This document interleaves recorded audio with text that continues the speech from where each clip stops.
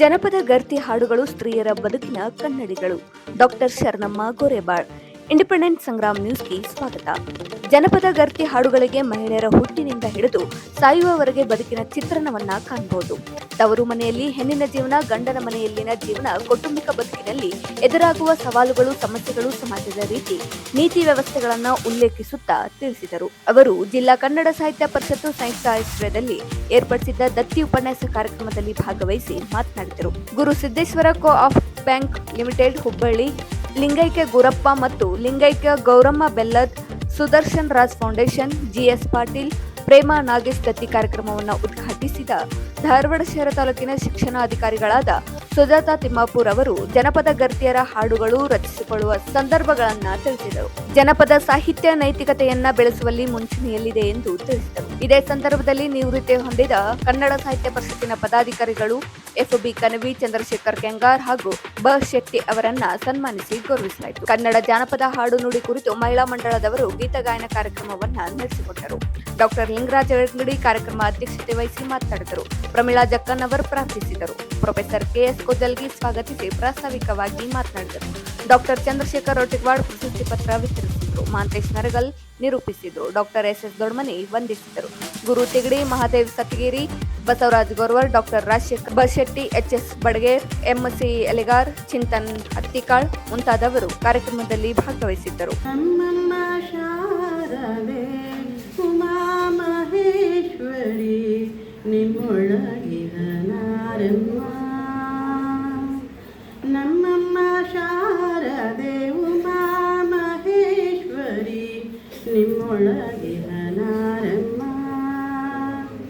ಕಮ್ಮಗೋಲನ ವೈರಿಸುತನಾದ ಸುಂಡಿಲ ಹೆಮ್ಮೆಯ ಗಣನಾಥನೇ ಅಮಯ್ಯ. ನಮ್ಮಮ್ಮ ಶಾರದೆ ಉಮಾ ಮಹೇಶ್ವರಿ ನಿಮ್ಮೊಳಗಿರ ನಾರಮ್ಮ. ಮೋರೆ ಕಪ್ಪಿನ ಭಾವ ಮೊರದ ಗಲದ ಕಿವಿ ಕೊರೆದಾಡಿಗ ನಾರಮ್ಮ. ಮೋರೆ ಕಪ್ಪಿನ ಭಾವ ಮೊರದ ಗಲದ ಕಿವಿ ಕೊರೆದಾಡಿಗ ನಾರಮ್ಮ. ಮೂರು ಕಣ್ಣನ ಸೂತ ಮುರಿದಿಟ್ಟ ಚಂದ್ರನ ಧೀರತ ಗಣನಾಥನೇ ಅಮಯ್ಯ. ನಮ್ಮಮ್ಮ ಶಾರದೆ ಉಮಾ ಮಹೇಶ್ವರಿ ನಿಮ್ಮೊಳಗಿರ ನಾರಮ್ಮ. ಉಟ್ಟದಟ್ಟಿಯು ಬೀಗಿ ದುಷ್ಟ ಚಲ್ಲನದವ ದಿಟ್ಟ ತಾನಿವ ನಾರಮ್ಮ. ಉಟ್ಟದಟ್ಟಿಯು ಬೀಗಿ ದುಷ್ಟ ಚಲ್ಲನದವ ದಿಟ್ಟ ತಾನಿವ ನಾರಮ್ಮ. ಪಟ್ಟದ ರಾಣಿ ಪಾರ್ವತಿಯ ಕುಮಾರನು ಹೊಟ್ಟೆಯ ಗಣನಾಥನೇ ಅಮಯ್ಯ. ನಮ್ಮಮ್ಮ ಶಾರದೆ ಉಮಾ ಮಹೇಶ್ವರಿ ನಿಮ್ಮೊಳಗಿರ ನಾರಮ್ಮ.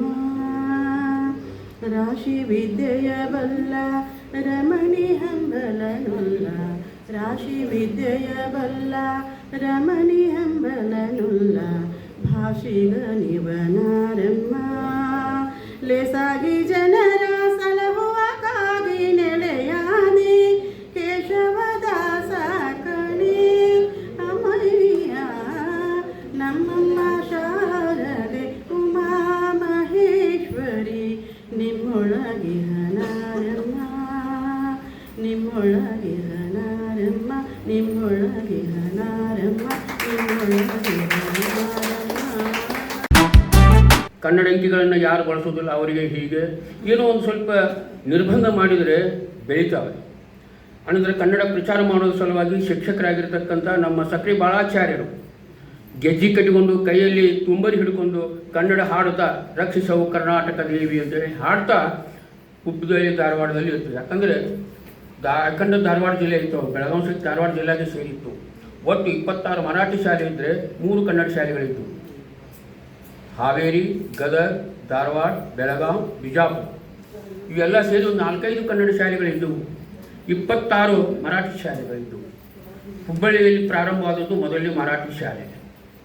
ಇಂಥ ಪರಿಸ್ಥಿತಿ ಇತ್ತು. ಅವರು ರಸೇಲ್ ಸಾಹೇಬರು ಮತ್ತು ಡೆಪ್ಯೂಟಿ ಚನ್ನಬಸಪ್ಪನವರು, ಅವಾಗ ಟೆಕ್ಸ್ಟ್ ಬುಕ್ ಇರಲಿಲ್ಲ, ಪ್ರಸಾರ ಮಾಧ್ಯಮ ಇರಲಿಲ್ಲ. ಅಂಥ ವೇಳೆಯಲ್ಲಿ ಅವರು ಕನ್ನಡವನ್ನು ಬೆಳೆಸಿದರು. ನಂತರ ನಮ್ಮ ಗಳಗನಾಥರು ಬರೆದ ಪುಸ್ತಕಗಳನ್ನು ಮಾರಾಟ ಆಗೋಲ್ಲ ಅಂತ ತಿಳ್ಕೊಂಡು ಒಂದು ಬುಟ್ಟಿಯಲ್ಲಿ ಪುಸ್ತಕ ತುಂಬಿಕೊಂಡು ಮನೆಗೆ ಹೋಗಿ ಪುಸ್ತಕ ತಗೊಳ್ತಾರೆ ಏನ್ರಿ, ಪುಸ್ತಕ ತಗೊಳ್ರಿ ಅಂತ ಹೇಳಿ ಮನೆಗೆ ಒತ್ತಾಯ ಮಾಡಿ 1-2 ಅವ್ರ ಕಡೆಯಿಂದ ಬೇಯಿಸಿಕೊಂಡು ಅನಿಸಿಕೊಂಡು 2 ಪುಸ್ತಕ ಇಟ್ಟು ಬರ್ತಿದ್ರು. ಹೀಗಾಗಿ ಧಾರವಾಡ ಕನ್ನಡದ ಗಂಡು ಮೆಟ್ಟಿನ ಸ್ಥಳ ಆಯಿತು. ಇದಕ್ಕೆಲ್ಲ ನಮ್ಮ ಡೆಪ್ಯೂಟಿ ಚನ್ನಬಸಪ್ಪನವರು ಇರ್ಬೋದು, ರಸೇಲ್ ಸಾಹೇಬರು ಇರ್ಬೋದು, ದುಂಡೋನ ಮುಳಬಾಗಿಲು ಇರಬಹುದು, ಅನಂತರ ಪೂಜಾರ್ ಅವರ ಮಪ್ರ ಪೂಜಾರ್ ಅವರು ಇರಬಹುದು, KS ದೇಶಪಾಂಡೆ ಅವರು ಇರಬಹುದು, ಅನಂತರ ನರಸಿಂಹದವರು, ಅವರೆಲ್ಲರೂ ಕನ್ನಡ ಪ್ರೊಫೆಸರ್, ಕನ್ನಡ ಶಿಕ್ಷಕರೇ. ಇವತ್ತು ನಾವು MA ಆಗಿದ್ದರೂ ಕೂಡ ಅವ್ರ ಮಟ್ಟಕ್ಕೆ ಬರುವುದಿಲ್ಲ. ಅವ್ರು ಮುಲ್ಕಿ ಪರೀಕ್ಷೆ ಪಾಸ್ ಆದವರು. ಅವ್ರು ಮುಲ್ಕಿ ಪರೀಕ್ಷೆ ಪಾಸ್ ಆದವರ ಮುಂದೆ ಇವತ್ತು MA PhD ಮಾಡಿದವರು ಕೂಡ ಏನೂ ಹತ್ತೋದನೇ ಇಲ್ಲ. ನಾವು ಅವರ ಪಾಂಡಿತ್ಯದ ಮುಂದೆ ನಾವು ಏನೂ ಅಲ್ವೇ ಅಲ್ಲ. ಅಂಥ ಒಂದು ಕನ್ನಡ ವಾತಾವರಣ ಇಲ್ಲಿ ಕಡಿಮೆ ಆಗ್ತಾ ಇದೆ. ಅದಕ್ಕಾಗಿ ಇಂಗ್ಲೀಷ್ ಮಾಧ್ಯಮಗಳನ್ನು ನಿಮ್ಮ ಅಧಿಕಾರಾವಧಿಯಲ್ಲಿ ಇಂಗ್ಲೀಷ್ ಮಾಧ್ಯಮ ಶಾಲೆಗಳ ಪ್ರವೇಶ ಕಡಿಮೆ ಆಗಬೇಕು. ಆ ದಿಶೆಯಲ್ಲಿ ನೀವು ಪ್ರಯತ್ನ ಮಾಡಬೇಕು ಅಂತ ವಿನಂತಿ ಮಾಡ್ಕೊಳ್ತಾ ಇದ್ದೀನಿ. ಇದಕ್ಕಾಗಿ ನೀವು ಪಾಲಕರ ಮೇಲೆ ಯಾವ ರೀತಿ ಪರಿಣಾಮ ಬೀರಬೇಕು, ಕನ್ನಡ ಶಾಲೆಗಳು ಯಾವ ರೀತಿ ಇರಬೇಕು ಅನ್ನೋದಕ್ಕಂಥ ಭಾಳ ಜವಾಬ್ದಾರಿ ಇದೆ. ಈಗ 9th ಅದು ಬಂದಿರ್ತಾರೆ, ಅವ್ರಿಗೆ ಕನ್ನಡ ಅವ್ರ ಹೆಸರೇ ಬರೆಯೋಕೆ ಬರೋದಿಲ್ಲ. ಇಟ್ಟಿದ್ದೆ ನಾನು ಅದಿಂದ ಲವರೆಗೆ ಬರೋ ತೋರ್ಸ 4 ಅಕ್ಷರ ತಪ್ಪಿದ್ದೆ SSLC ಹುಡುಗ. ಅನಂತರ ಜನಗಣಮನ ಬರಿ ಅಂದರೆ 3 ಸಾಲು ಬಿಟ್ಟು ತಪ್ಪಿದ್ದ. ಇಂಥ ಪರಿಸ್ಥಿತಿಯಲ್ಲಿ ನಾವಿದ್ದೇವೆ. ಕಾಗುಣಿತಗಳಂತೂ ಯಾರಿಗೂ ಗೊತ್ತನೇ ಇಲ್ಲ. ಕಾಗುಣಿತಗಳು ಯಾರಿಗೂ ಗೊತ್ತಿಲ್ಲ. ಅನಂತರ ಬಾಯಿದ್ದವೇ ಓದಿ ಗೊತ್ತಿಲ್ಲ, ಬಾಯಿದರೆ ಓದಿಲ್ಲ. ಹೀಗಾಗಿ ಭಾಷೆ ಭಾಳಷ್ಟು ಸೋಲ್ತಾ ಇದೆ. ಈ ಸೋಲುತ್ತಿರುವ ಭಾಷೆಯನ್ನು ಗೆಲ್ಲಿಸಬೇಕಾದರೆ ಈ ಪಠ್ಯೇತರ ಚಟುವಟಿಕೆ ಅಂತ ಹಾಗೆ ಬಾಯಿ ಮಾಡಿ ಓದುವುದನ್ನು ಕಲಿಸಬೇಕಾಗಿದೆ. ವಿದ್ಯಾರ್ಥಿಗಳು ಬಾಯಿ ಮಾಡಿ ಉಚ್ಚಾರ ಚೆನ್ನಾಗಿ ಆಗ್ತದೆ. ಇವತ್ತು ಯಾರು ಸ ಶ ಶ ಈ 3 ಸರಿಯಾಗಿ ಯಾರೂ ಉಚ್ಚಾರ ಮಾಡೋದಿಲ್ಲ. ಮಹಾಪ್ರಾಣಗಳನ್ನು ಯಾರೂ ಉಚ್ಚಾರ ಮಾಡೋದಿಲ್ಲ. ಇಂತಹ ಕೆಲಸವನ್ನು ನಮ್ಮ ಶಿಕ್ಷಣಾಧಿಕಾರಿಗಳು ಒತ್ತಾಯ ಮಾಡಿ ಪ್ರತಿ ದಿವಸ ಸಂಜೆ ಹೊತ್ತು ಪುರವಂಚಿಕೆ ಅಂತ ಹೇಳ್ತಾ ಇದ್ರು. ಮೊದಲು ನಾವು ಪುರವಂಚಿಕೆ ಅಂತ ಹೇಳ್ತಾ ಇದ್ದೆವು. ಆ ರೀತಿಯಲ್ಲಿ ಓದುವ ಚಟವನ್ನು, ಬಾಯ್ದರೇ ಓದುವ ಚಟವನ್ನು ವಿದ್ಯಾರ್ಥಿಗಳಿಗೆ ಕಲಿಸಬೇಕು. ಒತ್ತಾಯ ಮಾಡುವ ಶಿಕ್ಷಕರಿಗೆ ಕಲಿಸಬೇಕು ಅಂತ ಹೇಳಿ ಕನ್ನಡ ಶಾಲೆಯಲ್ಲಿ ನಾವು ತಪ್ಪಿದರೆ ಹೆಚ್ಚು ಈ ಫಿನ್ಲ್ಯಾಂಡ್ ಇಡೀ ಜಗತ್ತಿನಲ್ಲಿಯೇ ಪ್ರಥಮ ಸ್ಥಾನದಲ್ಲಿದೆ. ಕಾರಣ ಏನು ಅಂದರೆ ಅಲ್ಲಿ 1ನೇತೆಯಿಂದ 7ನೇವರೆಗೆ ಮಾತೃಭಾಷೆಯಲ್ಲಿ ಕಲಿಸ್ತಾರೆ. ಅಲ್ಲಿ ಕನ್ನಡ ಪ್ರಾಥಮಿಕ ಶಾಲಾ ಶಿಕ್ಷಕರಿಗೆ ಇರುವಷ್ಟು ಪಗಾರ ಕಾಲೇಜ್ ಶಿಕ್ಷಕರಿಗೆ ಇಲ್ಲ. ಅದನ್ನು ತಾವು ಈ ದಿಶೆಯಲ್ಲಿ ಆಲೋಚನೆ ಮಾಡಬೇಕು ಅಂತ ಹೇಳಿ ತಮ್ಮಲ್ಲಿ ವಿನಂತಿ ಮಾಡಿಕೊಳ್ತಾ, ಪ್ರವೃತ್ತಿ ಅವರ ಹಾಡುಗಳಲ್ಲಿ ಕಂಡು ಬರ್ತದೆ. ಬಂಡಾಯ ಪ್ರವೃತ್ತಿ ಅವರ ಹಾಡುಗಳಲ್ಲಿ ಕಂಡು ಬರ್ತದೆ. ಅದನ್ನು ಸೂಕ್ಷ್ಮವಾಗಿ ನಾವು ಗಮನಿಸಬೇಕಾಗಿದೆ. ಪರಿವಾರದಲ್ಲಿ ಅಣ್ಣನ ಹೆಂಡತಿ ಹೆಂಗಿರ್ತಾಳೆ, ತಮ್ಮನ ಹೆಂಡತಿ ಹೆಂಗಿರ್ತಾಳೆ, ಅನಂತರ ನಾದಿನಿ ಹೇಗಿರ್ತಾಳೆ, ಅನಂತರ ಅಪ್ಪ ಹೆಂಗಿರ್ತಾನೆ, ಅವ್ವ ಹೆಂಗಿರ್ತಾಳೆ, ಅವ್ವ ಹೇಗೆ ಊಟ ಮಾಡಿಸ್ತಾಳೆ, ಇವೆಲ್ಲ ಭಾಳ ಸೊಗಸಾಗಿ ಬಂದಿರತಕ್ಕಂಥದ್ದು. 4 ಬಾಲ್ಯದಲ್ಲಿ, ಅನಂತರ ಯೌವನದಲ್ಲಿ ಹೇಗೆ ಇರ್ತದೆ, ಅವರ ಸಂಸಾರಿಕ ಜೀವನ ಹೇಗಿರ್ತದೆ, ಅನಂತರ ವೈರುಧ್ಯಮಯವಾಗಿರ್ತಕ್ಕಂಥ ಜೀವನ ಹೇಗಿರ್ತದೆ. ನಮ್ಮ ಜನಪದ ಸಾಹಿತ್ಯದಲ್ಲಿ ಬರುವಷ್ಟು ಕೌಟುಂಬಿಕವಾದಂತಹ ನೈತಿಕ ಸಾಹಿತ್ಯ ಜಗತ್ತಿನ ಯಾವ ಸಾಹಿತ್ಯದಲ್ಲಿಯೂ ಬಂದಿಲ್ಲ ಅನ್ನೋದನ್ನು ನೋಡ್ಬೋದು. ಅದು ಬಂದಿರತಕ್ಕಂಥದ್ದು ಹೆಣ್ಣುಮಗಳು ಗಂಡನ ಮನೆಗೆ ಹೋಗ್ತಕ್ಕಂಥ ಬೋಧನೆ ಇರ್ಬೋದು, ಗಂಡನ ಮನೆಯಲ್ಲಿ ಆ ಸಸಿ ಅಂತ ಹೇಳ್ತಕ್ಕಂಥ ಸಂಬಂಧಗಳು ಹೇಗಿರ್ತವೆ. ಜನಪದ ಸಾಹಿತ್ಯದಲ್ಲಿ 21 ಸಂಬಂಧ ಸೂಚಕಗಳಿದ್ದಾವೆ. ಜನಪದ ಸಾಹಿತ್ಯದಲ್ಲಿ 21 ಸಂಬಂಧ ಸೂಚಕ ಶಬ್ದಗಳಿದ್ದಾವೆ. ಈಗ ನಾವೆಲ್ಲರೂ ಕೇವಲ 5 ಸಂಬಂಧ ಸೂಚಕಗಳನ್ನು ಮಾತ್ರ ಮಾತಾಡ್ತಾ ಇದ್ದೀವಿ. 5 ಎಲ್ಲರೂ ನಾವು ಕಲಿಸುವವರು ಇರ್ಬೋದು, ಕಲಿತವ್ರು ಯಾರೇ ಇರ್ಬೋದು, ನಾವೊಂದು 5-6 ಸಂಬಂಧ ಸೂಚಕಗಳನ್ನು ಮಾತ್ರ ಬಳಸ್ತಾ ಇದ್ದೇವೆ. 21 ಸಂಬಂಧ ಸೂಚಕ ಪದಗಳಿದ್ದಾವೆ ಜನಪದ ಸಾಹಿತ್ಯದಲ್ಲಿ. ಅದು ಗರ್ಜೆ ಹಾಡಿನಲ್ಲಿ.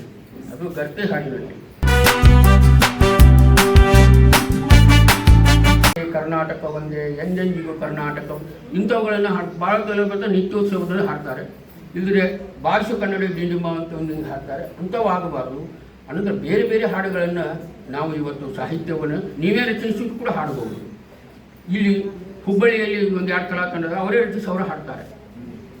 ಆದರೆ ಧಾರವಾಡದಲ್ಲಿ ಒಂದೇ ಕಲಾ ತಂಡ ಇದೆ, ಅವರೇ ರಚಿಸಿ ಅವಶ್ಯ ಹಾಡ್ತಕ್ಕಂಥ ಮಹಿಳಾ ತಂಡ ಒಂದೇ ಇದೆ. ಬೇರೆ ನಾವು ಎಲ್ಲ ಕಡೆ ನೋಡಿದ್ದೇವೆ, ಎಲ್ಲರೂ ಬೇರೆ ಬೇರೆ ಹಾಡುಗಳು ಹಾಡಿದರೆ ಅವರೇ ರಚಿಸಿ ಹಾಡಿರ್ತಕ್ಕಂಥದ್ದು. ಮೊನ್ನೆ ನಮ್ಮ ವಿದ್ಯಾರ್ಥಿ ಸಂಘದಲ್ಲಿ ನಡೆದಿರ್ತಕ್ಕಂತಹ ಹಾಡುಗಳನ್ನು ಅವಾಗೊಂದು ಇವರು ಇಟ್ಟಿದ್ರಿಲ್ಲ ನಮ್ಮ ಇವರು ಕನ್ನಡ ಅಭಿವೃದ್ಧಿ ಪ್ರಾಧಿಕಾರ ಅವ್ರದ್ದು ಇಟ್ಟಿದ್ದು, ಅವಾಗ ಅವರೇ ರಚಿಸಿ ಹಾಡಿದರು. ಆ ರೀತಿಯಲ್ಲಿ ರಚನೆ ಮಾಡ್ತಕ್ಕಂಥವ್ರೊಬ್ಬರು ಇರಬೇಕು. ಒಂದು ಮಹಿಳಾ ಮಂಡಳದಲ್ಲಿ ಒಬ್ಬರು ರಚನೆ ಮಾಡ್ತಕ್ಕಂಥ, ದಯವಿಟ್ಟು ಕೊರೈಕೆ ಮಾಡಬಾರ್ದು, ವಿನಂತಿ ಮಾಡ್ಕೊಳ್ತಾನೆ. ಕೊರೈಕೆ ಹಾಡು ಹಾಡಬಾರ್ದು, ಕೊರೈಕೆ ಮಾಡಿಸ್ಕೊಂಡು ಅದು ಇಮಿಟೇಷನ್ ಆಗ್ತದೆ.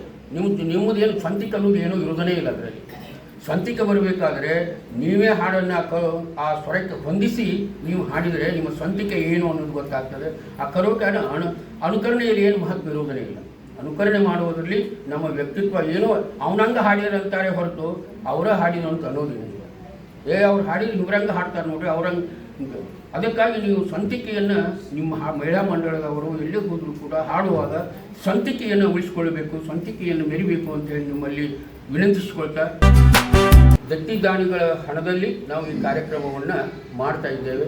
ನಿಮ್ಮೆಲ್ಲರ ಒಂದು ಪ್ರೋತ್ಸಾಹ, ಅಭಿಮಾನ ಇದೇ ರೀತಿ ಕನ್ನಡ ಸಾಹಿತ್ಯ ಪರಿಷತ್ತಿನ ಮೇಲೆ ಇರಲಿ. ಕಾರ್ಯಕ್ರಮಗಳಲ್ಲಿ ತಾವೆಲ್ಲ ಸಕ್ರಿಯವಾಗಿ ಭಾಗವಹಿಸಬೇಕು ಅಂತೇಳಿ ವಿನಂತಿಸಿಕೊಳ್ತಾ ನನ್ನ ಮಾತು ವಚನೆಗೆ ಎಲ್ಲರಿಗೂ ಶರಣಾರ್ಥಿ. ಅಂಗಡಿ ಸರು ಮುಂದಿನ ವಾರ ಒಂದು ಕಾರ್ಯಕ್ರಮ ಇದೆ, ತಾವೊಂದು ಉಪನ್ಯಾಸ ಕೊಡಬೇಕು ಅಂತ ಹೇಳಿದರು.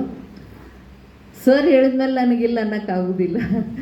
ಯಾರಿಗೂ ನಾ ಇಲ್ಲ ಅನ್ನೋದ ಕಡಿಮೆ. ಯಾಕಂದ್ರೆ ನಾ ಸಣ್ಣವಳಿದ್ದಾಗಿಂದ ನಮ್ಮ ಅಪ್ಪ ಹೇಳಿದ್ದಿರ್ಬೋದು, ಅಥವಾ ಒಂದು ಬಸ್ ಮೇಲೆ ಬರೆದಿದ್ದು ನೋಡಿದ್ದೆ ನಾನು, you say yes for success ಅಂತ ಹೇಳಿ.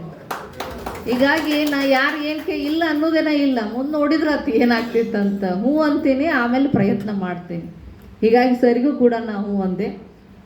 ವಿಷಯ ಕೇಳಿದಾಗ ಸರ್ ಯಾವುದಾದ್ರೂ ಮಾತಾಡ್ರಿ, ನೀವು ವಿಷಯ ತಗೊಳ್ರಿ ಅಂದರು.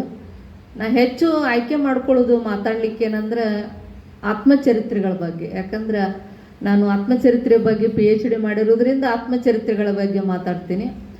ನನ್ನ ಆಸಕ್ತಿ ಕ್ಷೇತ್ರ ವಚನ ಸಾಹಿತ್ಯ ಇರೋದ್ರಿಂದ ವಚನ ಸಾಹಿತ್ಯದ ಬಗ್ಗೆ ಮಾತಾಡ್ತೀನಿ. ಈ ಸಲ ಯಾಕೋ ನಾನು ಜನಪದ ಸಾಹಿತ್ಯದ ಬಗ್ಗೆ ಮಾತಾಡ್ಬೇಕು ಅನ್ನಿಸ್ತು. ಸರ್ ಜನಪದ ಸಾಹಿತ್ಯದ ಬಗ್ಗೆ ಮಾತಾಡ್ತೀನಿ. ಆಯಿತು ಅಂದ್ರೆ ಸರ್ ಯಾವುದಾದ್ರೂ ಮಾತಾಡ್ರಿ ಅಂತ ಹೇಳಿದರು. ಹೀಗಾಗಿ ಜನಪದ ಸಾಹಿತ್ಯದಲ್ಲಿ ಮಹಿಳೆ ಅನ್ನುವಂಥ ಒಂದು ವಿಷಯವನ್ನು ನಾನು ಕೊಟ್ಟಿದ್ದಾರೆ ಇವತ್ತು. ಜನಪದ ಸಾಹಿತ್ಯ ಅಂತಂದ್ರೆ ನಮ್ಗೆಲ್ಲರಿಗೂ ಗೊತ್ತೈತಿ, ಒಬ್ಬ ಅನಕ್ಷರಸ್ಥರು ತಮ್ಮ ಜೀವನದಲ್ಲಾಗುವಂಥ ಅನುಭವಗಳನ್ನು ಹೇಳ್ತಾ, ಅದು ಬಾಯಿಂದ ಬಾಯಿಗೆ, ಹಾಡಿನಿಂದ ಹಾಡಿಗೆ ಕಂಠಸ್ಥವಾದಂಥ ಒಂದು ಕ್ರಿಯಾ ಸಾಹಿತ್ಯ ಅಂತ ಹೇಳ್ತೇವೆ ನಾವು. ಕ್ರಿಯೆಗಳ ಮೂಲಕ ಉತ್ಪನ್ನವಾದಂಥ ಒಂದು ಸಾಹಿತ್ಯ ಪ್ರಕಾರ ಅದು. ಹಾಡುವ, ಕುಟ್ಟುವಾಗಿರ್ಬೋದು, ಬೀಸುವಾಗಿರ್ಬೋದು, ಯಾವುದೇ ಕೆಲಸದಲ್ಲಿ ಒಬ್ಬ ಮಹಿಳೆ ಇರ್ಬೋದು, ಪುರುಷ ಇರ್ಬೋದು, ಈ ಜನಪದರು ತಮ್ಮ ಜೀವನಾನುಭವಗಳನ್ನು ವ್ಯಕ್ತಪಡಿಸಿದ್ದು ಒಂದು ಜನಪದ ಸಾಹಿತ್ಯ. ಇದನ್ನು ಎಂಥವರೇ ಬರೆದಾರರು ಅನ್ನುವಂಥದ್ದಿಲ್ಲ. ಜನಪದರು ಭಾಳ ಪ್ರತಿಭಾವಂತರು. ಇವತ್ತು ನಾವು ಒಂದು 4 ಲೈನ್ ಬರೆದ್ರೆ ನಮ್ಮದು ಬಯೋಡೇಟಾನ ದೊಡ್ಡದಿರ್ತದೆ. ಆದರೆ ಅವರು ಸಾಕಷ್ಟು ತಮ್ಮ ಜೀವನವನ್ನೇ, ಇಡೀ ಅವ್ರ ಜೀವನನೇ ಒಂದು ಸಾಹಿತ್ಯ ಆಗಿತ್ತು ಅಂದ್ರೂ ತಪ್ಪಾಗಲಿಕ್ಕಿಲ್ಲ. ಯಾಕಂದ್ರೆ ಅದರೊಳಗೂ ವಿಶೇಷವಾಗಿ ಮಹಿಳೆ, ಜನಪದ ಸಾಹಿತ್ಯ ಅಂದ್ರೆ ಮಹಿಳೆ, ಮಹಿಳೆ ಅಂದರೆ ಜಾನಪದ ಸಾಹಿತ್ಯ, ಇಬ್ಬರ ನಡುವೆ ಒಂದು ಭೇದ ಭಾವ ಇಲ್ಲ, ಅಂತರ ಇಲ್ಲವೇ ಇಲ್ಲ. ಹೀಗಾಗಿ ಜನಪದ ಸಾಹಿತ್ಯ ಅನ್ನುವಂಥದ್ದು ಸಮಾಜದ ಒಂದು ಸಾಮಾನ್ಯ ಜನರ ಬದುಕಿನ ಕನ್ನಡಿ ಆಗಿದೆ ಅಂತ ಹೇಳಲಿಕ್ಕೆ ನಂಗೆ ಭಾಳ ಸಂತೋಷ ಅನಿಸುತ್ತೆ. ಮಹಿಳೆ ತನ್ನ ಭಾವನೆಗಳನ್ನು, ಅನಿಸಿಕೆಗಳನ್ನು, ಸುಖ ದುಃಖಗಳನ್ನು, ನೋವು ನಲಿವುಗಳನ್ನು ತಾನು ವ್ಯಕ್ತಪಡಿಸಬೇಕಾದ್ರೆ ಅದನ್ನು ಹಾಡುಗಳ ಮುಖಾಂತರ ವ್ಯಕ್ತಪಡಿಸಿದ್ಲು. ಜನಪದ ಸಾಹಿತ್ಯದೊಳಗೆ ನಮಗೆ ವಿಶೇಷವಾಗಿ ಬರೀ ತ್ರಿಪದಿಗಳಷ್ಟೇ ಅಂತ ತಿಳ್ಕೊಂಡಿದ್ದೀವಿ ನಾವು. ಜನಪದ ಸಾಹಿತ್ಯ ಭಾಳ ದೊಡ್ಡದಾದಂಥ ಸಾಹಿತ್ಯ. ಇವನ್ ಸೋಮಶೇಖರ್ ಇಂಬ್ರಾಪುರ್ ಸರ್ ಅವರು ಜನಪದ ಸಾಹಿತ್ಯದಲ್ಲಿ ಒಗಟುಗಳು ಅಂತ ಒಗಟುಗಳ ಮೇಲೇ PhD ಮಾಡಿದ್ದಾರೆ. ಹೀಗಾಗಿ ಜನಪದ ಸಾಹಿತ್ಯದಲ್ಲಿ ಹಾಡುಗಳು ಬೇರೆ, ಆ ಹಾಡುಗಳೊಳಗೆ ಲಾವಣಗಳು ಬರ್ತಾವ, ಹಂತಿ ಹಾಡುಗಳು ಬರ್ತಾವ, ಕಥನ ಗೀತೆಗಳು ಬರ್ತಾವ. ಇದಲ್ಲದೆ ಜನಪದ ಸಾಹಿತ್ಯದೊಳಗೆ ಗಾದೆ ಮಾತುಗಳು ಬರ್ತಾವ, ಒಗಟುಗಳು ಬರ್ತಾವ, ಒಡಪುಗಳು ಬರ್ತಾವ, ಒಡವುಗಳು ಬರ್ತಾವ, ಜಾನಪದ ಕಥೆಗಳು ಬರ್ತಾವ. ಹೀಗೆ ಸಾಕಷ್ಟು ಒಂದು ವೈವಿಧ್ಯತೆಯನ್ನು ಹೊಂದಿದಂಥದ್ದು ನಮ್ಮ ಜನಪದ ಸಾಹಿತ್ಯ. ಅದರೊಳಗೆ ತ್ರಿಪದಿ ಸಾಹಿತ್ಯದ ಒಂದು ಸಿಂಹ ಪಾಲು ಅಂತ ಹೇಳ್ಬೋದು. ಬಹುದೊಡ್ಡ ಪ್ರಕಾರ ಏನಪ್ಪ ಅಂತಂದ್ರೆ ನಮಗೆಲ್ಲರಿಗೂ ಅಚ್ಚುಮೆಚ್ಚಿನ ಒಂದು ಸಾಹಿತ್ಯ ಏನು ಅಂತಂದ್ರೆ ಆ ಜನಪದ ಸಾಹಿತ್ಯದೊಳಗೆ ತ್ರಿಪದಿಗಳು ಅಂತ ನಾವು ಹೇಳ್ಬೋದು. ಅದರೊಳಗೂ ಈಗಾಗಲೇ ಕೌಜಗೇರಿ ಸರ್ ಹೇಳ್ದಂಗೆ ಗರತಿಯ ಹಾಡುಗಳು ಅಂತ ಏನು ಹೇಳಿದ್ರು, ಆ ಗರತಿಯ ಹಾಡುಗಳು ಸ್ತ್ರೀಯರ ಬದುಕಿನ ಕನ್ನಡಿ ಅಂತನ ನಾವು ಹೇಳ್ಬೋದು. ಅಷ್ಟು ಗರತಿಯ ಹಾಡುಗಳನ್ನು ನಾವು ನೋಡ್ತೀವಿ. ಅದನ್ನು ನಮ್ಮ ಸ್ತ್ರೀ ಜೀವನದ ಒಳಗನ್ನಡಿ ಅಂತ ತಿಳ್ಕೊಂಡು ಹೇಳ್ತಾರೆ. ಈ ಎಲ್ಲ ಜನಪದ ಸಾಹಿತ್ಯ ಅಥವಾ ಈ ಜಾನಪದ ತ್ರಿಪದಿಗಳು ಪ್ರಾಚೀನ ಕಾಲದ ಅಥವಾ ಹಿಂದಿನ ನಮ್ಮ ಕಾಲದ ಒಂದು ಸಂಸ್ಕೃತಿಯನ್ನು, ಒಂದು ಸಂಪ್ರದಾಯವನ್ನು, ಆಚರಣೆಯನ್ನು, ಅವರ ಆಚಾರ ವಿಚಾರಗಳನ್ನು ಇವೆಲ್ಲವನ್ನು ಕೂಡ ತೆರೆದು ತೋರಿಸ್ತದೆ. ಅಲ್ಲಿ ನಾವು ನಮ್ಮ ಪ್ರಾಚೀನ ಜನರ ಬದುಕಿನ ಒಂದು ಅನಾವರಣವನ್ನು ನಾವು ಅಲ್ಲಿ ನೋಡ್ತೇವೆ ಅನ್ನುವಂಥದ್ದು. ಇನ್ನು ಬಹುಶಃ ಜಾನಪದ ಸಾಹಿತ್ಯ ವಿಶೇಷವಾಗಿ ಮಹಿಳೆಯರಿಂದಲೇ ಅದೇನು ಬರೆಯಲ್ಪಟ್ಟಿರುವುದರಿಂದ ಅದರೊಳಗೆ ಏನೇನು ಇರ್ತದೆ ಅಂತ ನಾನು ಸ್ವಲ್ಪ ನೋಡಿದಾಗ, ಕುಟುಂಬದೊಳಗೆ ಎದುರಿಸಿರುವಂಥ ಸವಾಲುಗಳು, ಜನಪದ ಆ ತ್ರಿಪದಿಗಳೊಳಗೆ, ಆ ಸಾಹಿತ್ಯದೊಳಗೆ ಹೆಣ್ಣುಮಕ್ಕಳು ಕುಟುಂಬದೊಳಗೆ ಎದುರಿಸಿರುವಂಥ ಸವಾಲುಗಳು, ಅದರೊಳಗೆ ಹೆಣ್ಣಿನ ಸ್ಥಾನಮಾನ, ಸಂಸಾರಿಕ ಜೀವನದ ಸುಖ ದುಃಖಗಳು, ಪಿತೃಪ್ರಧಾನ ವ್ಯವಸ್ಥೆಯ ನಿರ್ಬಂಧಗಳು, ಅತ್ತೆ ಸೊಸೆಯ ಸಂಬಂಧದ ಸಂಕೀರ್ಣತೆ, ಗಂಡ ಹೆಂಡರ ಸಂಬಂಧ, ತಾಯ್ತನದ ಒಂದು ಮಹತ್ವ, ತವರಿನ ಬಗ್ಗೆ ಇರುವಂಥ ಕಾಳಜಿ ಮತ್ತು ಪ್ರೀತಿ, ಮಕ್ಕಳನ್ನು ಪೋಷಣೆ ಮಾಡುವಂಥ ಒಂದು ಜವಾಬ್ದಾರಿ, ಗಂಡನ ಅಗಲಿಕೆಯಿಂದಾದಂಥ ನೋವುಗಳು ಮತ್ತು ದೈಹಿಕ ಶ್ರಮದಿಂದ ಉಂಟಾದಂಥ ನೋವುಗಳು, ಜೊತೆಗೆ ಹಾಸ್ಯ ಪ್ರಜ್ಞೆಯು ಕೂಡ ನಾವು ಈ ಕನ್ನಡ ಜಾನಪದ ತ್ರಿಪದಿಗಳಲ್ಲಿ ನಾವು ನೋಡ್ತೇವೆ. ಈ ಎಲ್ಲ ವಿಷಯಗಳನ್ನು ಜನಪದ ಮಹಿಳೆಯರು ಹಾಡುಗಳ ಮುಖಾಂತರ ಹಾಡಿದ್ದು ನಮಗೆಲ್ಲರಿಗೂ ಒಂದು ಹೆಮ್ಮೆಯ ವಿಷಯ. ಮತ್ತು ಇವತ್ತೇನು ನಿವೃತ್ತಿಗೊಂಡಂಥ ಇಬ್ಬರು ಸಹೋದರರು ಜನಪದ ಸಾಹಿತ್ಯ ಅಂದ್ರೆ ಭಾಳ ಇಷ್ಟ ಅವ್ರಿಗೆ, ಭಾಳ ಖುಷಿ ಅವರಿಗೆ. ಹೀಗಾಗಿ ನಾನು ಅದನ್ನು ಆಯ್ಕೆ ಮಾಡಿಕೊಂಡಿದ್ದಕ್ಕೂ ಒಂದು ಕಾರಣ ಐತಿ, ಅವ್ರ ಸನ್ಮಾನ ಐತಿ ಇವತ್ತು ಅಂತ ಹೇಳಿ. ಹೀಗೆ ಒಂದು ಮಹಿಳೆಯ ಒಂದು ಆಂತರಿಕ ಲೋಕವನ್ನು ಅರ್ಥ ಮಾಡಿಕೊಳ್ಳಿಕ್ಕೆ ವಿಶ್ವಾಸಾರ್ಹವಾದಂಥ ಒಂದು ಮೂಲವಾಗಿ ನಿಲ್ಲುವಂಥದ್ದು ಜಾನಪದ ತ್ರಿಪದಿ ಅಂತ ಹೇಳ್ಬೋದು. ಮಹಿಳೆ ಹುಟ್ಟಿ ಬೆಳೆದಂಥ ಒಂದು ಮನೆಯನ್ನು ಬಿಟ್ಟು, ಇಲ್ಲಿ ಭಾಳಷ್ಟು ಜನ ಮಹಿಳೆಯರು ಇರುವುದರಿಂದ ನಾವು ಒಂದು ಮನೆಯಲ್ಲಿ ತಂದೆ ತಾಯಿ ಜೊತೆಗೆ, ಅಣ್ಣ ತಮ್ಮಂದಿರ ಜೊತೆಗೆ ಬೆಳೆದು ಹುಟ್ಟಿ ನಮ್ಮದೇ ಆದಂಥ ನಿಲುವುಗಳಿರ್ತಾವ, ನಮ್ಮದೇ ಆದಂಥ ಆಸೆ ಆಕಾಂಕ್ಷೆಗಳಿರ್ತಾವ, ನಮ್ಮದೇ ಆದ ಗುರಿಗಳಿರ್ತಾವ. ಆದ್ರೆ ಒಂದು ಹಂತಕ್ಕೆ ಬಂದ ತಕ್ಷಣ ಮದುವೆ ಮಾಡಿಬಿಡ್ತಾರೆ. ಮದುವೆ ಆದಮೇಲೆ ಎಲ್ಲ ಹೊಸ ವಾತಾವರಣ, ಗಂಡನ ಮನೆಯೊಳಗಿರುವಂಥ ಹೊಸ ಹೊಸ ಸಂಬಂಧಗಳಿಗೆ ಅವರೇ ನಮ್ಮವರು ಅಂತ ತಿಳ್ಕೊಂಡು ಅಲ್ಲಿ ಬದುಕುವಂಥ ಒಂದು ಇದು ಏನೈತಲ್ಲ ಮಹಿಳೆಯರ ಒಂದು ವಿಶೇಷತೆ ಅಂತಲೇ ಹೇಳ್ಬೋದು. ಅಲ್ಲಿ ಹೆಂಡತಿಯಾಗಿ, ತಾಯಿಯಾಗಿ, ಸೊಸೆಯಾಗಿ, ಅತ್ತೆಯಾಗಿ ಒಂದು ವಿಭಿನ್ನ ಪಾತ್ರಗಳನ್ನು ಹೊಸ ಬದುಕಿನೊಳಗೆ ಹೆಣ್ಣು ಅದನ್ನೇನು ಮಾಡಬೇಕಾಗ್ತದೆ, ಅಲ್ಲಿ ಬದುಕಬೇಕಾಗ್ತದೆ ಅಂಥೇಳಿ. ಸ್ತ್ರೀ ತನ್ನ ಜೀವನ ನಿರ್ವಹಣೆಯೊಳಗೆ ಪುರುಷರಿಗಿಂತ ಹೆಚ್ಚು ಜವಾಬ್ದಾರಿಯನ್ನು ಹೊತ್ತವಳು ಅಂತ ಹೇಳಿಕ್ಕೆ ಇಷ್ಟಪಡ್ತೇನೆ. ಯಾಕಂದ್ರೆ ಪುರುಷರು ಮನೆಯಲ್ಲಿಯೇ ಹಿರಿಯರಿರ್ಬೋದು, ಅವರಿಗೂ ಜವಾಬ್ದಾರಿಗಳಿರ್ಬೋದು. ಆದರೆ ಮಹಿಳೆಯರಿಗೆ ವಿಶೇಷವಾದ ಜವಾಬ್ದಾರಿಗಳದಾವೆ ಮಹಿಳೆಯರಿಗೆ. ಯಾಕಂದ್ರೆ ಈಗ ಉದ್ಯೋಗಸ್ಥ ಮಹಿಳೆಯರಿದ್ರೆ ಆ ಹೊರಗನೂ ಉದ್ಯೋಗ ಮಾಡುವ ಸ್ಥಳದಲ್ಲೂ ಜವಾಬ್ದಾರಿಗಳಿರ್ತಾವ, ಮನೆಯಲ್ಲೂ ಜವಾಬ್ದಾರಿಗಳಿರ್ತಾವೆ. ಹಳ್ಳಿಯೊಳಗೆ ನಾವು ಜನಪದರನ್ನು ನೋಡಿದ್ರೆ ಅವರು ಮನೆಯಲ್ಲಿ ಮಾಡ್ಕೊಂಡು ಹೊಲದಲ್ಲೂ ಕೂಡ ದುಡಿತಾ ಇರೋದ್ರಿಂದ ಮನೆಯಲ್ಲೂ ಜವಾಬ್ದಾರಿ ಇರ್ತಾವ, ಹೊಲದ ಕೆಲಸಗಳಲ್ಲೂ ಕೂಡ ಜವಾಬ್ದಾರಿಗಳಿರ್ತಾವೆ. ಹೀಗಾಗಿ ಸ್ತ್ರೀ ತನ್ನ ಬದುಕಿನ ಭಾವನೆಗಳನ್ನು ಕೇವಲ ಕಳೆದವಳಲ್ಲ, ಅದನ್ನು ಅರ್ಥೈಸಿಕೊಂಡು ನಂಬಿಕೆಯಿಂದ ಬದುಕಿದವಳು ಅಂತ ಹೇಳಲಿಕ್ಕೆ ಇಷ್ಟಪಡ್ತೇನೆ. ಇನ್ನು ಈ ತ್ರಿಪದಿಗಳೊಳಗೆ ಕಥನ ಗೀತೆಗಳು, ಕಥನ ಕಾವ್ಯಗಳು, ಲಾವಣಿಗಳು ಹೀಗೆ ಅನೇಕ ನಮಗೆ ನೋಡಲಿಕ್ಕೆ ಸಿಗ್ತಾವ. ಅದರ ಮಹಿಳೆ ಕುರಿತು ಒಂದೆರಡು ತ್ರಿಪದಿಗಳನ್ನು ನಾ ಇಲ್ಲಿ ಹೇಳಬೇಕಂತಂದರೆ, ಪ್ರಾಚೀನ ಕಾಲದಿಂದ ನಮಗೆಲ್ಲರಿಗೂ ಗೊತ್ತಿದೆ, ಹೆಣ್ಮಕ್ಳು ಅಂದರೆ ಹೆಣ್ಮಕ್ಳ ಬುದ್ಧಿ ಮೊಣಕಾಲು ಕೆಳಗ ಅಂತ ಹೇಳ್ಕೊಂಡ್ತಾನೆ ಬಂದಾರ. ಹಿಂದೆ ರೀ ಸರ್, ಹಿಂದೆ ಈ ಜನಪದ ಮಾತಾಡ್ತಾ ಇರೋದ್ರಿಂದ ಇದು ಹಿಂದಿಂದ, ಇವತ್ತಿಂದ ಅಲ್ಲ. ಆದರೆ ಹಿಂದಣ ಹೆಜ್ಜೆಯನ್ನು ಅರಿಯೋದಲ್ಲದ ಮುಂದಿನ ಹೆಜ್ಜೆ ಇಡಬಾರದು ಅಂತ ತಿಳ್ಕೊಂಡು ಹೇಳ್ತಾರೆ. ನಾವು ಈಗ ಮುಂದುವರೆದಿವ ಹಿಂದಿನ ನಾವು ಸ್ವಲ್ಪ ನೆನಪು ಮಾಡ್ಕೋಬೇಕಾಗ್ತದೆ. ಪ್ರಾಚೀನ ಕಾಲದೊಳಗೆ ಹೆಣ್ಮಕ್ಳ ಬುದ್ಧಿ ಮೊಣಕಾಲು ಕೆಳಗ ಅಂಥೇಳಿ ಅವರನ್ನು ನೋಡುವಂಥ ರೀತಿ ಏನು ಸಮಾಜದೊಳಗಿತ್ತು. ಆಮೇಲೆ ಅವರ ಆ ಎಲ್ಲ ಅನುಭವಿಸಿದಂಥ ಒಬ್ಬ ಮಹಿಳೆ ಹೆಂಗೆ ಹೇಳ್ಕೊಂತ ಹೋಗ್ತಾಳಂದ್ರೆ, ಹೆಣ್ಣು ಹುಟ್ಟಿದ ಮನಿ ಹೆಗ್ಗಣ ಹತ್ತಿದಂಗ, ಗಂಡು ಮಗ ಗಜಭೀಮ ಹುಟ್ಟಿದರ ಚಿಲಕ ಚಿತ್ತಾರ ನಗತಾವ ಅನ್ನುವಂಥದ್ದನ್ನು ಹೇಳೋದು ನೋಡಿದ್ರೆ ಆ ಹೆಣ್ಮಕ್ಕಳಿಗೆ ಅಂದರೆ ಹೆಣ್ಣು ಅಂತಂದ್ರೆ ಅಷ್ಟು ಒಂದು ಕೀಳಾಗಿ ನೋಡುವಂಥ ಮನೋಭಾವನೆ ಪ್ರಾಚೀನ ಕಾಲದೊಳಗಿತ್ತು. ಹೆಣ್ಣು ಆಗುವುದಕ್ಕಿಂತ ಮಣ್ಣು ಆಗುವುದು ಲೇಸು, ಮಣ್ಣಿನ ಮೇಲೆ ಮರವಾಗಿ ಬೆಳೆದರ ಬಂದವರಿಗೆಲ್ಲ ನೆರಳಾದೆ ಅಂತ. ಅಂದರೆ ಹೆಣ್ಮಕ್ಳಾಗೋಕ್ಕಿಂತ ಒಂದು ಮಣ್ಣಾದ್ರೆ, ಮಣ್ಣಿನ ಮೇಲೆ ಗಿಡ ಆದ್ರೆ ಬಂದವ್ರಿಗೆ ನೆರಳಾಗ್ತೀನಿ. ಹೆಣ್ಣಾದ್ರೆ ಇದು ಭಾಳ ಅಂದ್ರೆ ಏನಂತಂದರೆ ನಮ್ಮನ್ನು ಒಂಥರ ಕೀಳಾಗಿ ನೋಡುವಂಥ, ಹೆಣ್ಮಕ್ಳು ಸ್ವಾತಂತ್ರ್ಯಕ್ಕೆ ಯೋಗ್ಯಳಲ್ಲ ಅನ್ನುವಂಥದ್ದು. ಸಣ್ಣವರಿದ್ದಾಗ ಅಪ್ಪನ ಮಾತು ಕೇಳಬೇಕು, ಮದುವೆ ಆದಮೇಲೆ ಗಂಡನ ಮಾತು ಕೇಳಬೇಕು, ಮತ್ತು ವಯಸ್ಸಾದ್ಮೇಲೆ ಮಗನ ಮಾತು ಕೇಳಬೇಕು. 3 ಹಂತದೊಳಗೂ ಕೂಡ ಆಕೆಗೆ ಯಾವುದೇ ಸ್ವಾತಂತ್ರ್ಯತೆ ಇರಲಿಲ್ಲ ಅನ್ನುವಂಥದ್ದು. ಹೀಗಾಗಿ ಆ ಹೆಣ್ಣನ ಒಂದು ಬದುಕು ಅವ್ರು ಭಾಳಷ್ಟು ತಮ್ಮ ಜೀವನ ಅನುಭವಗಳನ್ನು ತ್ರಿಪದಿಯಲ್ಲಿ ಬರ್ಕೊಳ್ತಾ ಹೋಗ್ತಾರೆ. ಇನ್ನು ಮದುವೆ ಆದಮೇಲೆ ಅಲ್ಲೂ ಕೂಡ ಅವ್ರಿಗೆ ನಿರ್ಬಂಧತೆ, ಹೆಣ್ಮಕ್ಳಿಗೆ ಹೆಂಗಿರ್ಬೇಕಪ್ಪ ಗಂಡನ ಮನೆಯೊಳಗೆ, ಅತ್ತೆಯ ಮನೆಯಲ್ಲಿ ಮುದ್ದಾಗಿ ಇರಬೇಕು, ಹೊತ್ತಾಗಿ ನೀಡಿದರ ಉಣಬೇಕು, ತವರವರ ಹೆಸರು ನೀ ತರಬೇಕು ಅಂತ ಹೇಳಿ. ನೋಡ್ರಿ, ಅವಾಗ ಅಪ್ಪವ್ವ ಮಕ್ಕಳಿಗೆ ಹೇಳಿ ಕಳಿಸೋದು ಕೂಡ ಏನಂದ್ರೆ, ಗಂಡನ ಮನೆಯೊಳಗೆ ನೀನು ಭಾಳ ಮುತ್ತಾಗಿರಬೇಕು, ಎಲ್ಲರಿಗೂ ಹೊಂದ್ಕೊಂಡಿರ್ಬೇಕು, ಹೊತ್ತಾಗಿ ನೀಡಿದ್ರೆ ಉಣಬೇಕು. ಇದು ಭಾಳ ಮುಖ್ಯ ರೀ. ಅಂದ್ರೆ ಕೊಟ್ಟರೆ ಉಣಬೇಕು, ಕೊಡಲಿಲ್ಲ ಅಂದ್ರೆ ಇಲ್ಲ.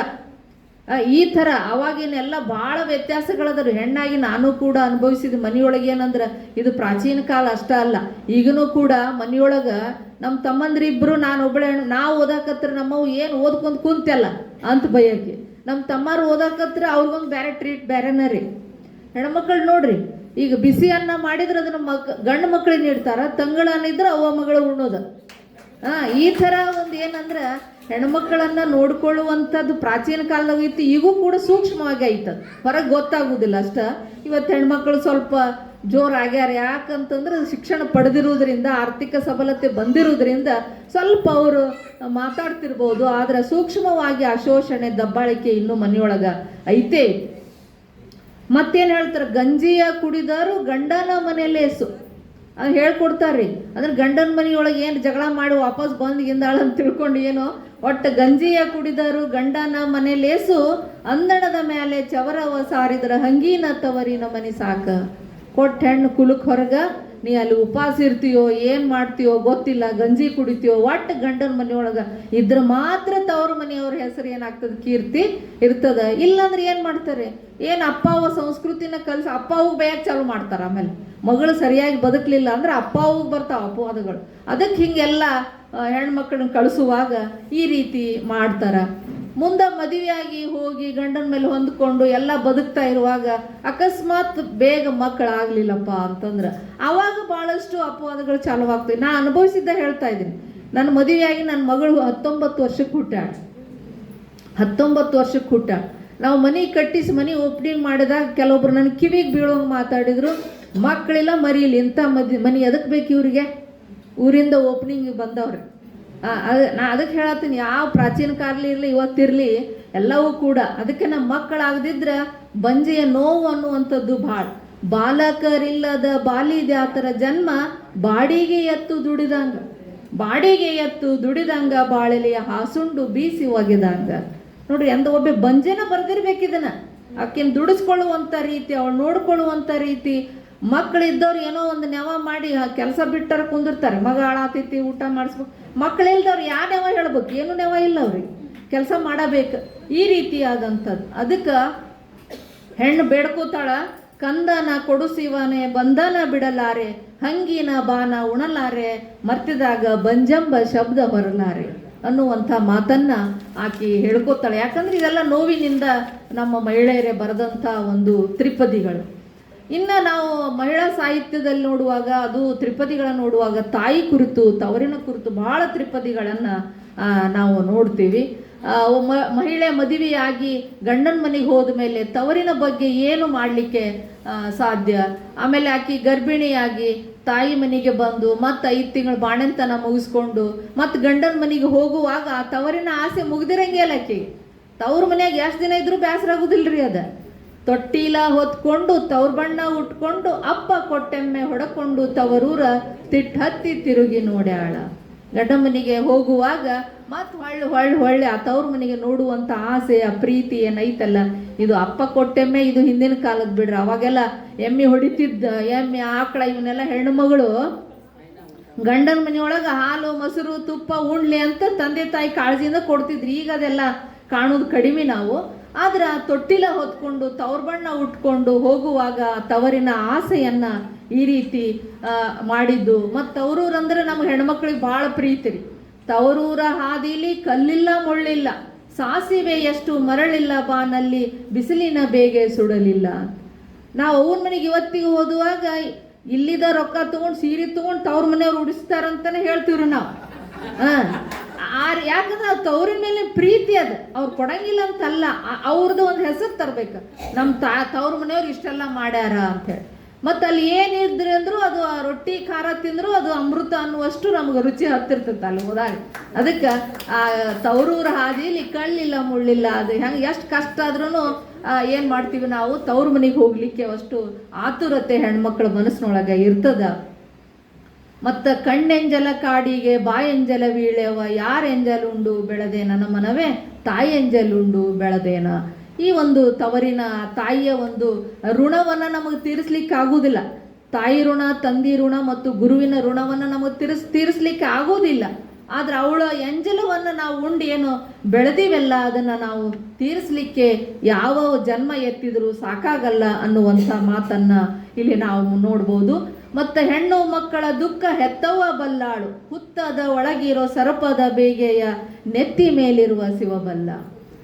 ನಮ್ಮ ತ್ರಾಸನ್ನು, ನಮ್ಮ ತೊಂದರೆಯನ್ನು ಅವನಿಗೆ ಮಾತ್ರ ಹೇಳಲಿಕ್ಕೆ ಸಾಧ್ಯ ಐತಿ. ಸಣ್ಣವರಿದ್ದಾಗೂ ಕೂಡ ನಾವು ನೋಡ್ರಿ ಅವನಿಗೇ ಹೇಳ್ತಿರ್ತೀವಿ, ಅಪ್ಪನಿಗೆ ಭಾಳ ಹೇಳೋದಿಲ್ಲ. ಅಪ್ಪನ ಹತ್ರ ರೊಕ್ಕ ಬೇಕಾದಷ್ಟ ಅಪ್ಪನ ಹತ್ರ ಹೋಗೋದು. ಉಳಿದಿದ್ದು ನಮ್ಮ ನೋವು ಇರ್ಬೋದು, ನಮ್ಮ ದುಃಖ ಇರ್ಬೋದು, ನಮಗೇನೇ ತೊಂದರೆ ಆದರೂ ಹೋಗಿ ನಾವು ತಾಯಿ ಹತ್ರನ ಹೇಳ್ತೇವೆ ಅನ್ನುವಂಥದ್ದು. ಅದಕ್ಕೆ ಆ ತಾಯಿಯನ್ನು ಯಾವ ಹೊತ್ತಿನೊಳಗೆ ನೆನೆಸ್ಬೇಕಪ್ಪ ಅಂತಂದ್ರೆ, ತಾಯವನ್ನ ನೆನೆಯೋದು ಯಾವ ವೇಳೆ ಯಾವ ಹೊತ್ತು, ಊರೆಲ್ಲ ಉಂಡು ಮಲಗಿದಾಗ ಬೆಳ್ಳಿ ಚಿಕ್ಕಿ ಹೊಂಟಾಗ ನೆನೆಸ್ಬೇಕು ಅಂತ ಹೇಳ್ತಾರೆ. ಅಂತ ತಂಪೊತ್ನ್ಯಾಗ ನಾವು ನಾರ್ಮಲಾಗಿ ಮಾತಾಡ್ತಾರೆ ನೋಡ್ರಿ, ಭಾಳ ಒಳ್ಳೆಯವ್ರನ್ನ ತಂಪೊತ್ನ್ಯಾಗ ನೆನೆಸ್ಬೇಕ್ರಿ ಅಂತ ಹೇಳಿ. ಭಾಳ ಕೆಟ್ಟವ್ರನ್ನ ಉರಿ ಬಿಸಿಲನ್ನೇ ನೆನೆಸ್ಬೇಕು ಅಂತ ಆಗ್ತದೆ. ಅದಕ್ಕೆ ನೋಡ್ಕೊ ಅಂತ ಹೇಳುವಂಥ ಭಾವನೆಗಳು ಕೂಡ. ತಾಯವ್ನ ಬೈಬೇಡ ತಿಳಿಗೇಡಿ ನನ್ನದಮ್ಮ, ಭಾಳ ದಿನದಾಕೆ ಹಡದವ ಬೈದರ ಮರೆಗ್ಯಾಳ ಮನದಾಗ ಅಂತ ಹೇಳಿ. ತಾಯಿ ಮಗ ಬೈದ್ರಿ ಎದುರಿಗೆ ಏನು ಅನ್ನೋದಿಲ್ರಿ, ಹೋಗಿ ಎಲ್ಲೋ ಬಚ್ಚಲ್ದಾಗ ಎಲ್ಲೋ ಒಂದು ರೂಮ್ನಾಗ ಹೋಗಿ ತಾನ ಅಳ್ತಾಳ ಹೊರತಾಗಿ ಮಗ ಬೈದದ್ದಕ್ಕೆ ಎಂದೂ ತಾಯಿ ಎದುರು ಮಾತಾಡುವುದಿಲ್ಲ. ಅಂಥ ಒಂದು ದೊಡ್ಡ ಮನಸ್ಸು ಅವನಿಗೆ ಐತಿ. ಅದಕ್ಕೆ ತಮ್ಮಾಗಲಿ ಅಣ್ಣಾಗಲಿ ಆಕಿಗೆ ಬೈಬೇಡ, ಅರ್ಥ ಮಾಡ್ಕೊ ಅನ್ನುವಂಥ ಮಾತನ್ನು ಹೆಣ್ಮಕ್ಳ ಬಗ್ಗೆ ಹೇಳುವಂಥದ್ದು. ಕಾಸಿಗೆ ಹೋಗ್ಲಿಕ್ಕೆ ಏಸೊಂದು ದಿನ ಬೇಕು, ತಾಸೊತ್ತಿನ ಹಾದಿ ತವರೂರ ಮನೆಯೊಳಗ ಕಾಸಿ ಕುಂತವಳೆ ಹಡದವ್ವ. ಈ ಗಣಪತಿಯ ಷಣ್ಮುಖನ ಕತಿ ಹೇಳ್ತಾರೆ, ಇಡೀ ಜಗತ್ ಸುತ್ತಿ ಬಂದು ಷಣ್ಮುಖ ಎಲ್ಲ ಸುತ್ತ ಲಾಸ್ಟ್ ಬರ್ತಾನೆ. ಗಣಪ ಅಲ್ಲೇ ತಂದೆ ತಾಯಿನ ಸುತ್ತಿ ಪ್ರದಕ್ಷಿಣೆ ಜಗತ್ ಮುಗೀತು ಅಂತ ಹೇಳಿ. ಅದಕ್ಕೆ ನಾವು ದೇವರನ್ನ ಕಾಣಬೇಕಾದ್ರೆ ಕಾಸಿಗೋ ಎಲ್ಲಿಗೋ ಹೋಗ್ಬೇಕಲ್ಲ, ತಾಯಿಯನ್ನ ನಾವು ಆ ದೇವರೊಳಗ, ತಂದೆ ದೇವರು ತಾಯಿ ದೇವರು ಅಂತೇನೋ ಹೇಳ್ತೀವಲ್ಲ, ಆ ತಾಯಿಯೊಳಗ ನಾವು ದೈವತ್ವವನ್ನು ದೇವರನ್ನ ಕಾಣಬಹುದು ಅನ್ನುವಂಥದ್ದು. ಅವರಲ್ಲಿ ಎಷ್ಟು ಶಕ್ತಿ ಇರ್ತದಂದ್ರೆ, ತಂದೆಯ ನೆನೆದರ ತಂಗಾಳ ಬಿಸಿ ಆಯ್ತು, ಗಂಗಾದೇವಿ ಹಡದವನ್ನ ನೆನೆದರ ಮಾಸಿದ ತಲೆಯು ಹಸಿ ಆಯ್ತು. ಅಂದ್ರೆ ಕೊಬ್ಬರಿ ಎಣ್ಣೆ ಹಚ್ಕೊಂಡು ಅಷ್ಟು ಮಾಸಿದ ತಲೆ ಅವು ನೆನೆಸ್ಕೊಂಡ್ರೆ, ಅಪ್ಪನ ನೆನೆಸ್ಕೊಂಡ್ರೆ ತಂಗಳೂ ಕೂಡ ಬಿಸಿ ಆಗ್ತದೆ. ಅಂದ್ರೆ ಅಷ್ಟು ತಂದೆ ತಾಯಿಯಲ್ಲಿ ಒಂದು ಶಕ್ತಿ ಐತಿ ಅನ್ನೋದನ್ನ ನಮ್ಮ ಜನಪದ ಮಹಿಳೆ ಇದ್ರೊಳಗೆ ಹಿಡಿದಿಟ್ಟ. ಯಾವ ರನ್ನ ಪಂಪ ಪೊನ್ನಗೂ ಬರಿಲಿಕ್ಕಾಗಿಲ್ರಿ ಅಂಥದ್ದನ್ನ ಒಬ್ಬ ಜನಪದ ಮಹಿಳೆ 3 ಸಾಲಿನೊಳಗ ಒಂದು ಇದನ್ನ ಶಕ್ತಿಯನ್ನ ಹಿಡಿದಿಟ್ಟಾಳ. ಹೀಗಾಗಿ ಬ್ಯಾಸಕ್ಕಿ ದಿವಸಕ್ಕ ಬೇವಿನ ಮರತಂಪ ಬಿ ಮರತಿ ಎಂಬ ಹೊಳೆತಂಪ ಹಡದವ್ವ, ನೀ ತಂಪ ನನ್ನ ತವರಿಗೆ. ತವರೊಳಗ ಅವು ಇದ್ರನ ಮನೆಗೆ ಹೋಗಂಗ ಆಗುತ್ತೆ. ಬಹುಶಃ ಎಲ್ಲರ ಅನುಭವ ಇದೆ. ಅವು ಇರಲಿಲ್ಲ, ನಾವು ಹೋದಿಪ್ಪ, ಅವು ಇರಲಿಲ್ಲ ಅಂದ್ರೆ ಏನೋ ಕಳ್ಕೊಂಡಂಗೆ ಆಗ್ತಿತ್ತು ಅದು. ಅವು ಇದ್ಬಿಟ್ರೆ ಉಂಡಷ್ಟೇ ನಮ್ಗೆ ಖುಷಿ ಆಗ್ತದೆ, ಹಾಲು ಕುಡ್ದಷ್ಟೇ ನಮಗೆ ಖುಷಿ ಆಗ್ತದೆ. ಅಷ್ಟು ತಾಯಿಯ ಒಂದು ಶಕ್ತಿ ಐತಿ. ಅದಕ್ಕೆ ತವರಿಗೆ ನಾವು ಏನು ಕೊಡ್ಲಿಕ್ಕೆ ಸಾಧ್ಯ ರೀ? ಏನೂ ಕೊಡ್ಲಿಕ್ಕೆ ಸಾಧ್ಯ ಇಲ್ಲ. ಹಾಲುಂಡ ತವರಿಗೆ ಏನೆಂದು ಹರಸಲಿ, ಹೊಳೆದಂಡೆಯಲ್ಲಿರುವ ಕರಕಿಯ ಕುಡಿಯಂಗ ಹಬ್ಬಲಿ ಅವರ ರಸಬಳ್ಳಿ. ಅವರ ಒಂದು ವಂಶ, ಅವರು ಎಲ್ಲೇ ಇದ್ರಿ ಸುಖವಾಗಿರಲಿ, ಅವರ ವಂಶ ಬೆಳೀಲಿ.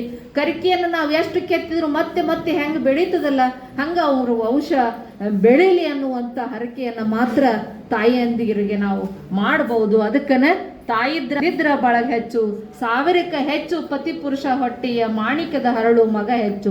ಮತ್ತಿಲ್ಲಿ ಗಂಡ ಮಗ ಬರ್ತಾನೆ. ಇಷ್ಟೊತ್ತಿನಲ್ಲಿ ಆ ಜನಪದ ಮಹಿಳೆ ತಾಯಿ ಬಗ್ಗೆ, ತಂದೆಯ ಬಗ್ಗೆ, ತವರಿನ ಬಗ್ಗೆ ಹೇಳಿದಾಗ ಕೊನೆ ಗಂಡನನ್ನು ಬಿಡುವುದಿಲ್ಲ. ಗಂಡನೂ ಕೂಡ 1000ಕ್ಕೆ ಹೆಚ್ಚು ಪತಿ ಪುರುಷ ಹೊಟ್ಟೆಯ ಮಾಣಿಕದ ಹರಳು ಮಗ ಹೆಚ್ಚು ಅನ್ನುವಂಥ ಮಾತನ್ನ ಗಂಡನ ವಿಷಯವಾಗಿ, ಮಕ್ಕಳ ವಿಷಯವಾಗಿ ಆಕಿ ಹೇಳ್ತಾಳ. ಮತ್ತಿವತ್ತು ಆವಾಗಿನ ಮಕ್ಕಳು ಅಷ್ಟು ಸುಸಂಸ್ಕೃತರಾಗಿ ಬೆಳಿಲಿಕ್ಕೆ ಏನು ಅಂತಂದರೆ, ಆ ಮಹಿಳೆ ಹುಟ್ಟಿದಾಗನ ಮಗನಿಗೆ ಒಂದು ಒಳ್ಳೆಯ ಹರಕೆಯನ್ನು ಕೊಡ್ತಿದ್ದಳು. ಆಚಾರ ಕರಸಾಗು, ನೀತಿಗೆ ಪ್ರಭುವಾಗು, ಮಾತಿನಲ್ಲಿ ಚೂಡ ಮಣಿಯಾಗು, ನನ್ನ ಕಂದ ಜ್ಯೋತಿಯ ಆಗು ಜಗಕ್ಕೆಲ್ಲ. ಅಂದ್ರೆ ಆ ತಾಯಿ ಕನ್ನಡ ಭಾಷೆಯ ಬಗ್ಗೆ ಕನ್ನಡಕ್ಕೆ ಹೋರಾಡು ಕನ್ನಡದ ಕಂದ ಕನ್ನಡವ ಕಾಪಾಡು ನನ್ನ ಆನಂದ ಜೋಗುಳದ ಹರಿಕೆ ಇದು ಮರೆಯೆದುರು ಚಿನ್ನ ಮರೆತೆಯಾದರೆ ಅಯ್ಯೋ ಮರೆತಂತೆ ನಾನು. ಆಗಿನ ತಾಯಂದಿರು ಹುಟ್ಟಿದ ತಕ್ಷಣ ಮಕ್ಕಳಿಗೊಂದು ತಮ್ಮ ಹಾಡಿನ ಮುಖಾಂತರ ಒಂದು ಸಂಸ್ಕೃತಿಯನ್ನು ಏನು ಕಲಿಸ್ತಿದ್ರು. ಆದ್ರೆ ಇವತ್ತು ನಾವು ಹುಟ್ಟಿದ ತಕ್ಷಣ ಮಕ್ಕಳಿಗೆ ಟ್ವಿಂಕಲ್ ಟ್ವಿಂಕಲ್ ಲಿಟ್ಲ್ ಸ್ಟಾರ್ ಅಂತ ಕಲ್ಸಾಕತ್ತೀವಿ. ಈಗ ಆ ಕನ್ನಡ ಭಾಷೆನೂ ಇಲ್ಲ, ಒಂದು ಸಂಸ್ಕೃತಿನೂ ಇಲ್ಲ, ಎಲ್ಲ ಮೊಬೈಲ್ ಸಂಸ್ಕೃತಿ ಬೆಳೆದು ಮಕ್ಕಳು ಇವತ್ತು ನಮ್ಮ ಮಾತನ್ನು ಕೇಳಲಾರದೆ ಹೋಗಿದ್ದು ಬಹುಶಃ ಇವತ್ತಿನ ಪರಿಸ್ಥಿತಿನೇ ಕಾರಣ ಅಂತ ಹೇಳಲಿಕ್ಕೆ ನಾನು ಇಷ್ಟ ಪಡ್ತೇನೆ. ಇಂದು ನಮ್ಮ ಪರಿವಾರದಲ್ಲಿ ಫಂಕ್ಷನ್ ನಡೆದಾಗ, ಇಂದು ನಮ್ಮ ಪರಿವಾರದಲ್ಲಿ ಫಂಕ್ಷನ್ ನಡೆದಾಗ ಸೊಪ್ಪುಗಳೆಲ್ಲ ಸೇರಿಕೊಂಡು ಚಪ್ಪರ ಹಾಕ್ಯಾವ, ಸೊಪ್ಪುಗಳೆಲ್ಲ ಸೇರಿಕೊಂಡು ಚಪ್ಪರ ಹಾಕ್ಯಾವ. ಇಂದು ನಮ್ಮ ಪರಿವಾರದಲ್ಲಿ ಫಂಕ್ಷನ್ ನಡೆದಾಗ ಸೊಪ್ಪುಗಳೆಲ್ಲ ಸೇರಿಕೊಂಡು ಚಪ್ಪರ ಹಾಕ್ಯಾವ, ಸೊಪ್ಪುಗಳೆಲ್ಲ ಸೇರಿಕೊಂಡು ಚಪ್ಪರ ಹಾಕ್ಯಾವ. ಕತ್ತರಿ ತಾನೇ ಚಲುವೆ ಅಂತ ಪ್ರಾರ್ಥನೆ ಮಾಡ್ತದ, ಕತ್ತರಿ ತಾನೇ ಚಲುವೆ ಅಂತ ಪ್ರಾರ್ಥನೆ ಮಾಡ್ತದ. ಬೆಂಡೆಕಾಯಿ ಮುಂದಕ್ಕೆ ಬಂದು ಸ್ವಾಗತ ಹೇಳ್ತದ, ಬೆಂಡೆಕಾಯಿ ಮುಂದಕ್ಕೆ ಬಂದು ಸ್ವಾಗತ ಹೇಳ್ತದ. ನಮ್ಮ ಪರಿವಾರದಲ್ಲಿ ಫಂಕ್ಷನ್ ನಡೆದಾಗ, ಇಂದು ನಮ್ಮ ಪರಿವಾರದಲ್ಲಿ ಫಂಕ್ಷನ್ ನಡೆದಾಗ ಸೊಪ್ಪುಗಳೆಲ್ಲ ಸೇರಿಕೊಂಡು ಚಪ್ಪರ ಹಾಕ್ಯಾವ, ಸೊಪ್ಪುಗಳೆಲ್ಲ ಸೇರಿಕೊಂಡು ಚಪ್ಪರ ಹಾಕ್ಯಾವ. ಬದನೆಕಾಯಿ ಮೈಕಿಗೆ ಬಂದು ಪರಿಚಯ ಮಾಡ್ತದ, ಬದನೆಕಾಯಿ ಮೈಕಿಗೆ ಬಂದು ಪರಿಚಯ ಮಾಡ್ತದ. ಅವರೆಕಾಯಿ ನಗುತ್ತಾ ಬಂದು ಹೂವು ಕೊಡ್ತದ, ಅವರೆಕಾಯಿ ನಗುತ್ತಾ ಬಂದು ಹೂವು ಕೊಡ್ತದ. ಇಂದು ನಮ್ಮ ಪರಿವಾರದಲ್ಲಿ ಫಂಕ್ಷನ್ ನಡೆದಾಗ, ಇಂದು ನಮ್ಮ ಪರಿವಾರದಲ್ಲಿ ಫಂಕ್ಷನ್ ನಡೆದಾಗ ಸೊಪ್ಪುಗಳೆಲ್ಲ ಸೇರಿಕೊಂಡು ಚಪ್ಪರ ಹಾಕ್ಯಾವ, ಸೊಪ್ಪುಗಳೆಲ್ಲ ಸೇರಿಕೊಂಡು ಚಪ್ಪರ ಹಾಕ್ಯಾವ. ಕುಂಬಳಕಾಯಿ ಕುತ್ತಲೆ ಕುಳಿತು ದಿಮಾಕ ಮಾಡ್ತದ, ಕುಂಬಳಕಾಯಿ ಕುತ್ತಲೆ ಕುಳಿತು ದಿಮಾಕ ಮಾಡ್ತದ. ಸೌತೆಕಾಯಿ ಅತಿಥಿಯಾಗಿ ಭಾಷಣ ಮಾಡ್ತದ, ಸೌತೆಕಾಯಿ ಅತಿಥಿಯಾಗಿ ಭಾಷಣ ಮಾಡ್ತದ. ಇಂದು ನಮ್ಮ ಪರಿವಾರದಲ್ಲಿ ಫಂಕ್ಷನ್ ನಡೆದಾಗ, ಇಂದು ನಮ್ಮ ಪರಿವಾರದಲ್ಲಿ ಫಂಕ್ಷನ್ ನಡೆದಾಗ ಸೊಪ್ಪುಗಳೆಲ್ಲ ಸೇರಿಕೊಂಡು ಚಪ್ಪರ ಹಾಕ್ಯಾವ, ಸೊಪ್ಪುಗಳೆಲ್ಲ ಸೇರಿಕೊಂಡು ಚಪ್ಪರ ಹಾಕ್ಯಾವ. ಚವಳೆಕಾಯಿ ಚಾಡ ಹೇಳಿ ಸೊಂಟ ಮುರ್ಕೊಂತ, ಚವಳೆಕಾಯಿ ಚಾಡ ಹೇಳಿ ಸೊಂಟ ಮುರ್ಕೊಂತ. ಬೀಟ್ರೂಟಾನೆ ಕೆಂಪು ಅಂತ ತಕ ತಕ ಕುಡಿತದ, ಬೀಟ್ರೂಟಾನೆ ಕೆಂಪು ಅಂತ ತಕ ತಕ ಕುಡಿತದ. ಇಂದು ನಮ್ಮ ಪರಿವಾರದಲ್ಲಿ ಫಂಕ್ಷನ್ ನಡೆದಾಗ, ಸೊಪ್ಪುಗಳೆಲ್ಲ ಸೇರಿಕೊಂಡು ಚಪ್ಪರ ಹಾಕ್ಯಾವ, ಸೊಪ್ಪುಗಳೆಲ್ಲ ಸೇರಿಕೊಂಡು ಚಪ್ಪರ ಹಾಕ್ಯಾವ. ಮೂಲಂಗಿ ತಾನೆ ಬೆಳ್ಳಗ ಅಂತ ಮೂಗು ಮುರಿತದ, ಮೂಲಂಗಿ ತಾನೆ ಬೆಳ್ಳಗ ಅಂತ ಮೂಗು ಮುರಿತದ. ಹೀರೆಕಾಯಿ ಹಿರೆತನ ಮಾಡಿ ದುಬ್ಬ ಕೆರ್ಕೊಂತ, ಹೀರೆಕಾಯಿ ಹಿರೆತನ ಮಾಡಿ ದುಬ್ಬ ಕೆರ್ಕೊಂತ. ಹಾಗಲಕಾಯಿ ಹಗುರಾಗಿ ಬಂದೆ ನಿರೂಪಣೆ ಮಾಡ್ತದ, ಹಾಗಲಕಾಯಿ ಹಗುರಾಗಿ ಬಂದ ನಿರೂಪಣೆ ಮಾಡ್ತದ. ಟಮಾಟ ತಾನೆ ಸುಂದರಿಯಾಗಿ ವಂದನೆ ಮಾಡ್ತದ, ಟಮಾಟ ತಾನೆ ಸುಂದರಿಯಾಗಿ ವರ್ಣನೆ ಮಾಡ್ತದ.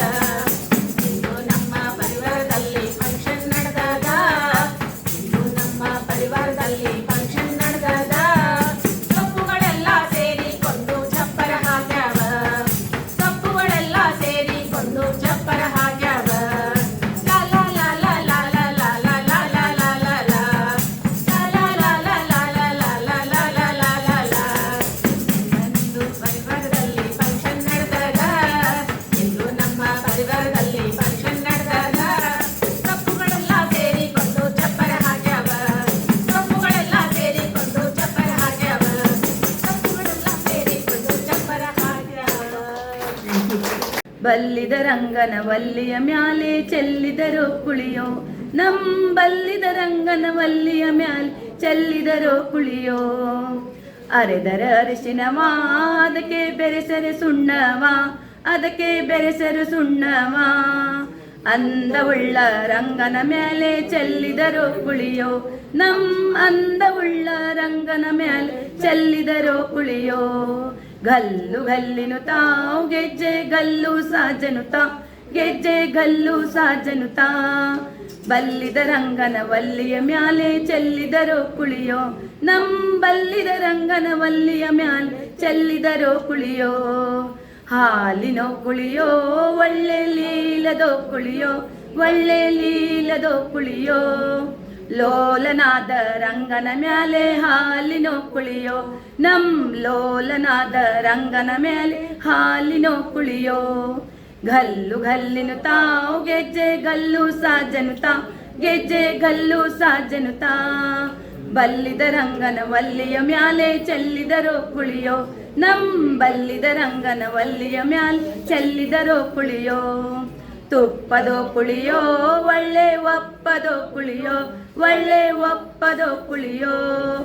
ಒಪ್ಪವುಳ್ಳ ರಂಗನ ಮ್ಯಾಲೆ ತುಪ್ಪದೋ ಕುಳಿಯೋ, ಒಪ್ಪವುಳ್ಳ ರಂಗನ ಮ್ಯಾಲೆ ತುಪ್ಪದೋ ಕುಳಿಯೋ. ಗಲ್ಲು ಗಲ್ಲಿನು ತಾವು ಗೆಜ್ಜೆ ಗಲ್ಲು ಸಾಜನು ಗೆಜ್ಜೆ ಗಲ್ಲು ಸಾಜನು ಬಲ್ಲಿದ ರಂಗನ ವಲ್ಲಿಯ ಮ್ಯಾಲೆ ಚೆಲ್ಲಿದರೋ ಕುಳಿಯೋ, ಬಲ್ಲಿದ ರಂಗನ ವಲ್ಲಿಯ ಮ್ಯಾಲೆ ಚೆಲ್ಲಿದರೋ ಕುಳಿಯೋ. ಸೊ ನನಗೆ ಈ ಒಂದು ಕಾರ್ಯಕ್ರಮಕ್ಕೆ ಲಿಂಗರಾಜ್ ಸರ್ ನಾನು ಬಿ ಯು ಆದ ತಕ್ಷಣ ಸರ್ ಹೇಳಿದಂಗೆ ಕ್ಷೇತ್ರ ಶಿಕ್ಷಣಾಧಿಕಾರಿಗಳಾಗಿ ಒಂದು ಚಾರ್ಜನ್ನು ತೆಗೆದುಕೊಂಡು ಕಚೇರಿಯಲ್ಲಿ ಕಾರ್ಯನಿರ್ವಹಣೆ ಸಂದರ್ಭದಲ್ಲಿ ಸರ್ ನಂಗೆ ಬಂದು ಸನ್ಮಾನ ಮಾಡಬೇಕು ಅಂಥೇಳಿ ಎಷ್ಟು ಖುಷಿಯಿಂದ ಬಂದರು. ನನಗೂ ಬಹಳ ಖುಷಿ ಅನಿಸ್ತು. ಈ ಹುದ್ದೆಗೆ ಇಷ್ಟೆಲ್ಲ ಜನ ಬಂದು ಸನ್ಮಾನ ಮಾಡ್ತಾರೆ, ನಾನು ಯಾವಾಗೋ ಆಗಬೇಕಿತ್ತಲ್ಲ ಅಂತ ಇದು ಅನ್ನಿಸ್ತು ಅಂತ. ಬಟ್ ಒಂದು ಒಳ್ಳೆಯ ಅವಕಾಶ ನಂಗೆ ಸಿಕ್ಕಿದೆ.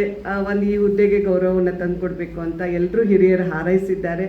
ಅದರಂತೆ ನಾನು ಕಾರ್ಯವನ್ನು ನಿರ್ವಹಿಸ್ತೇನೆ. ಸೊ ನಾನು 15 ದಿವಸ ಆಯ್ತು ಈಗ ಜಾಯ್ನ್ ಆಗಿ.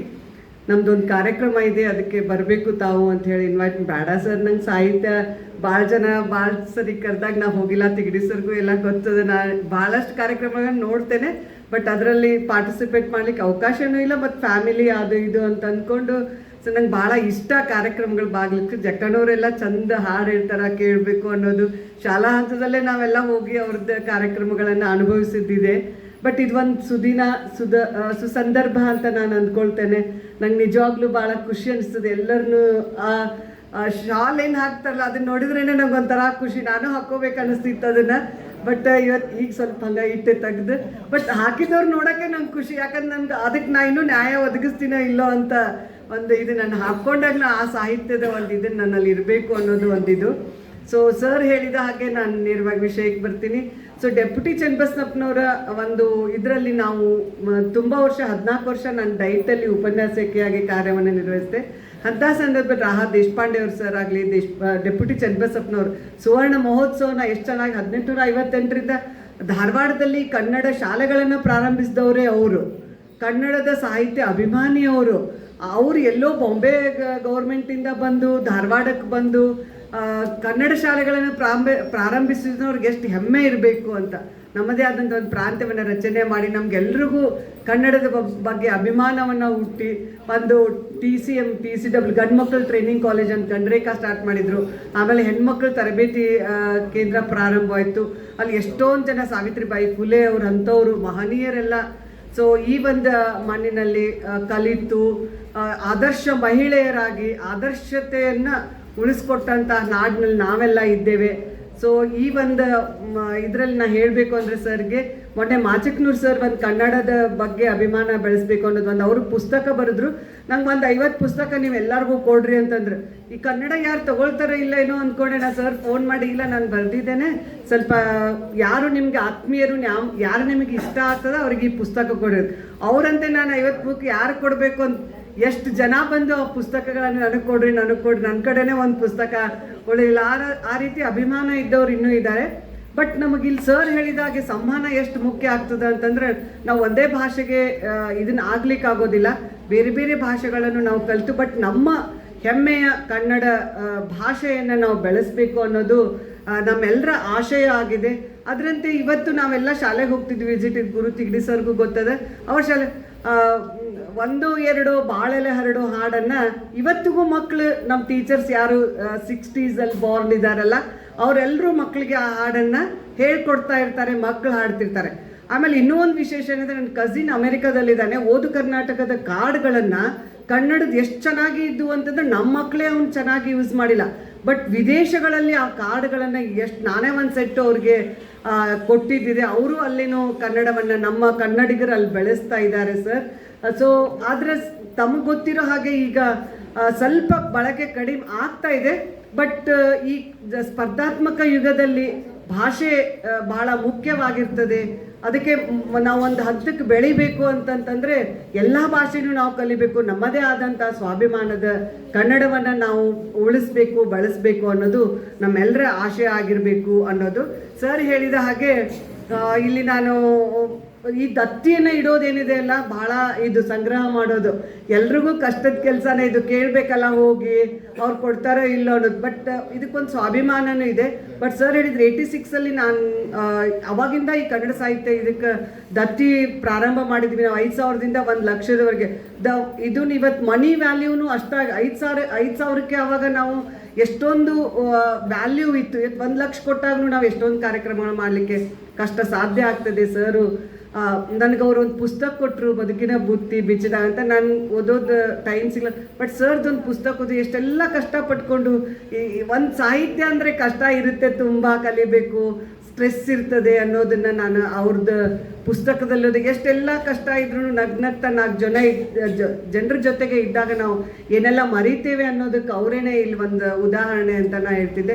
ನಂಗೆ ಗೊತ್ತಿಲ್ಲದೆ ಒಂದು 15 ವರ್ಷದಿಂದ ಅವ್ರ ಮನೆಗೆ ಹೋದಾಗ ಆ ಪುಸ್ತಕಗಳನ್ನೆಲ್ಲ ನೋಡಿದಾಗ ನಾವು ಏನೇನೋ ಸಾಮಾನು ತಂದು ಮನೆಯಾಗಿರ್ತೀವಿ, ನೋಡಿದರೆ ಇರಿಟೇಟ್ ಆಗ್ತಿರ್ತಿತ್ತು. ಬಟ್ ಅವ್ರ ಮನೆಗೆ ಹೋದಾಗ ಆ ಪುಸ್ತಕಗಳನ್ನು ನೋಡಿದಾಗ, ಸಂಗ್ರಹಗಳನ್ನು ನೋಡಿದಾಗ ತುಂಬ ಸಂತೋಷ ಅನಿಸ್ತು. ಸರಸ್ವತಿ ಅಲ್ಲೇ ನೆಲೆಸಿದಾಳೇನೋ ಅನ್ನುವಂಥ ಒಂದು ಭಾವನೆ ನನ್ನಲ್ಲಿ ಬಂತು ಅಂತ.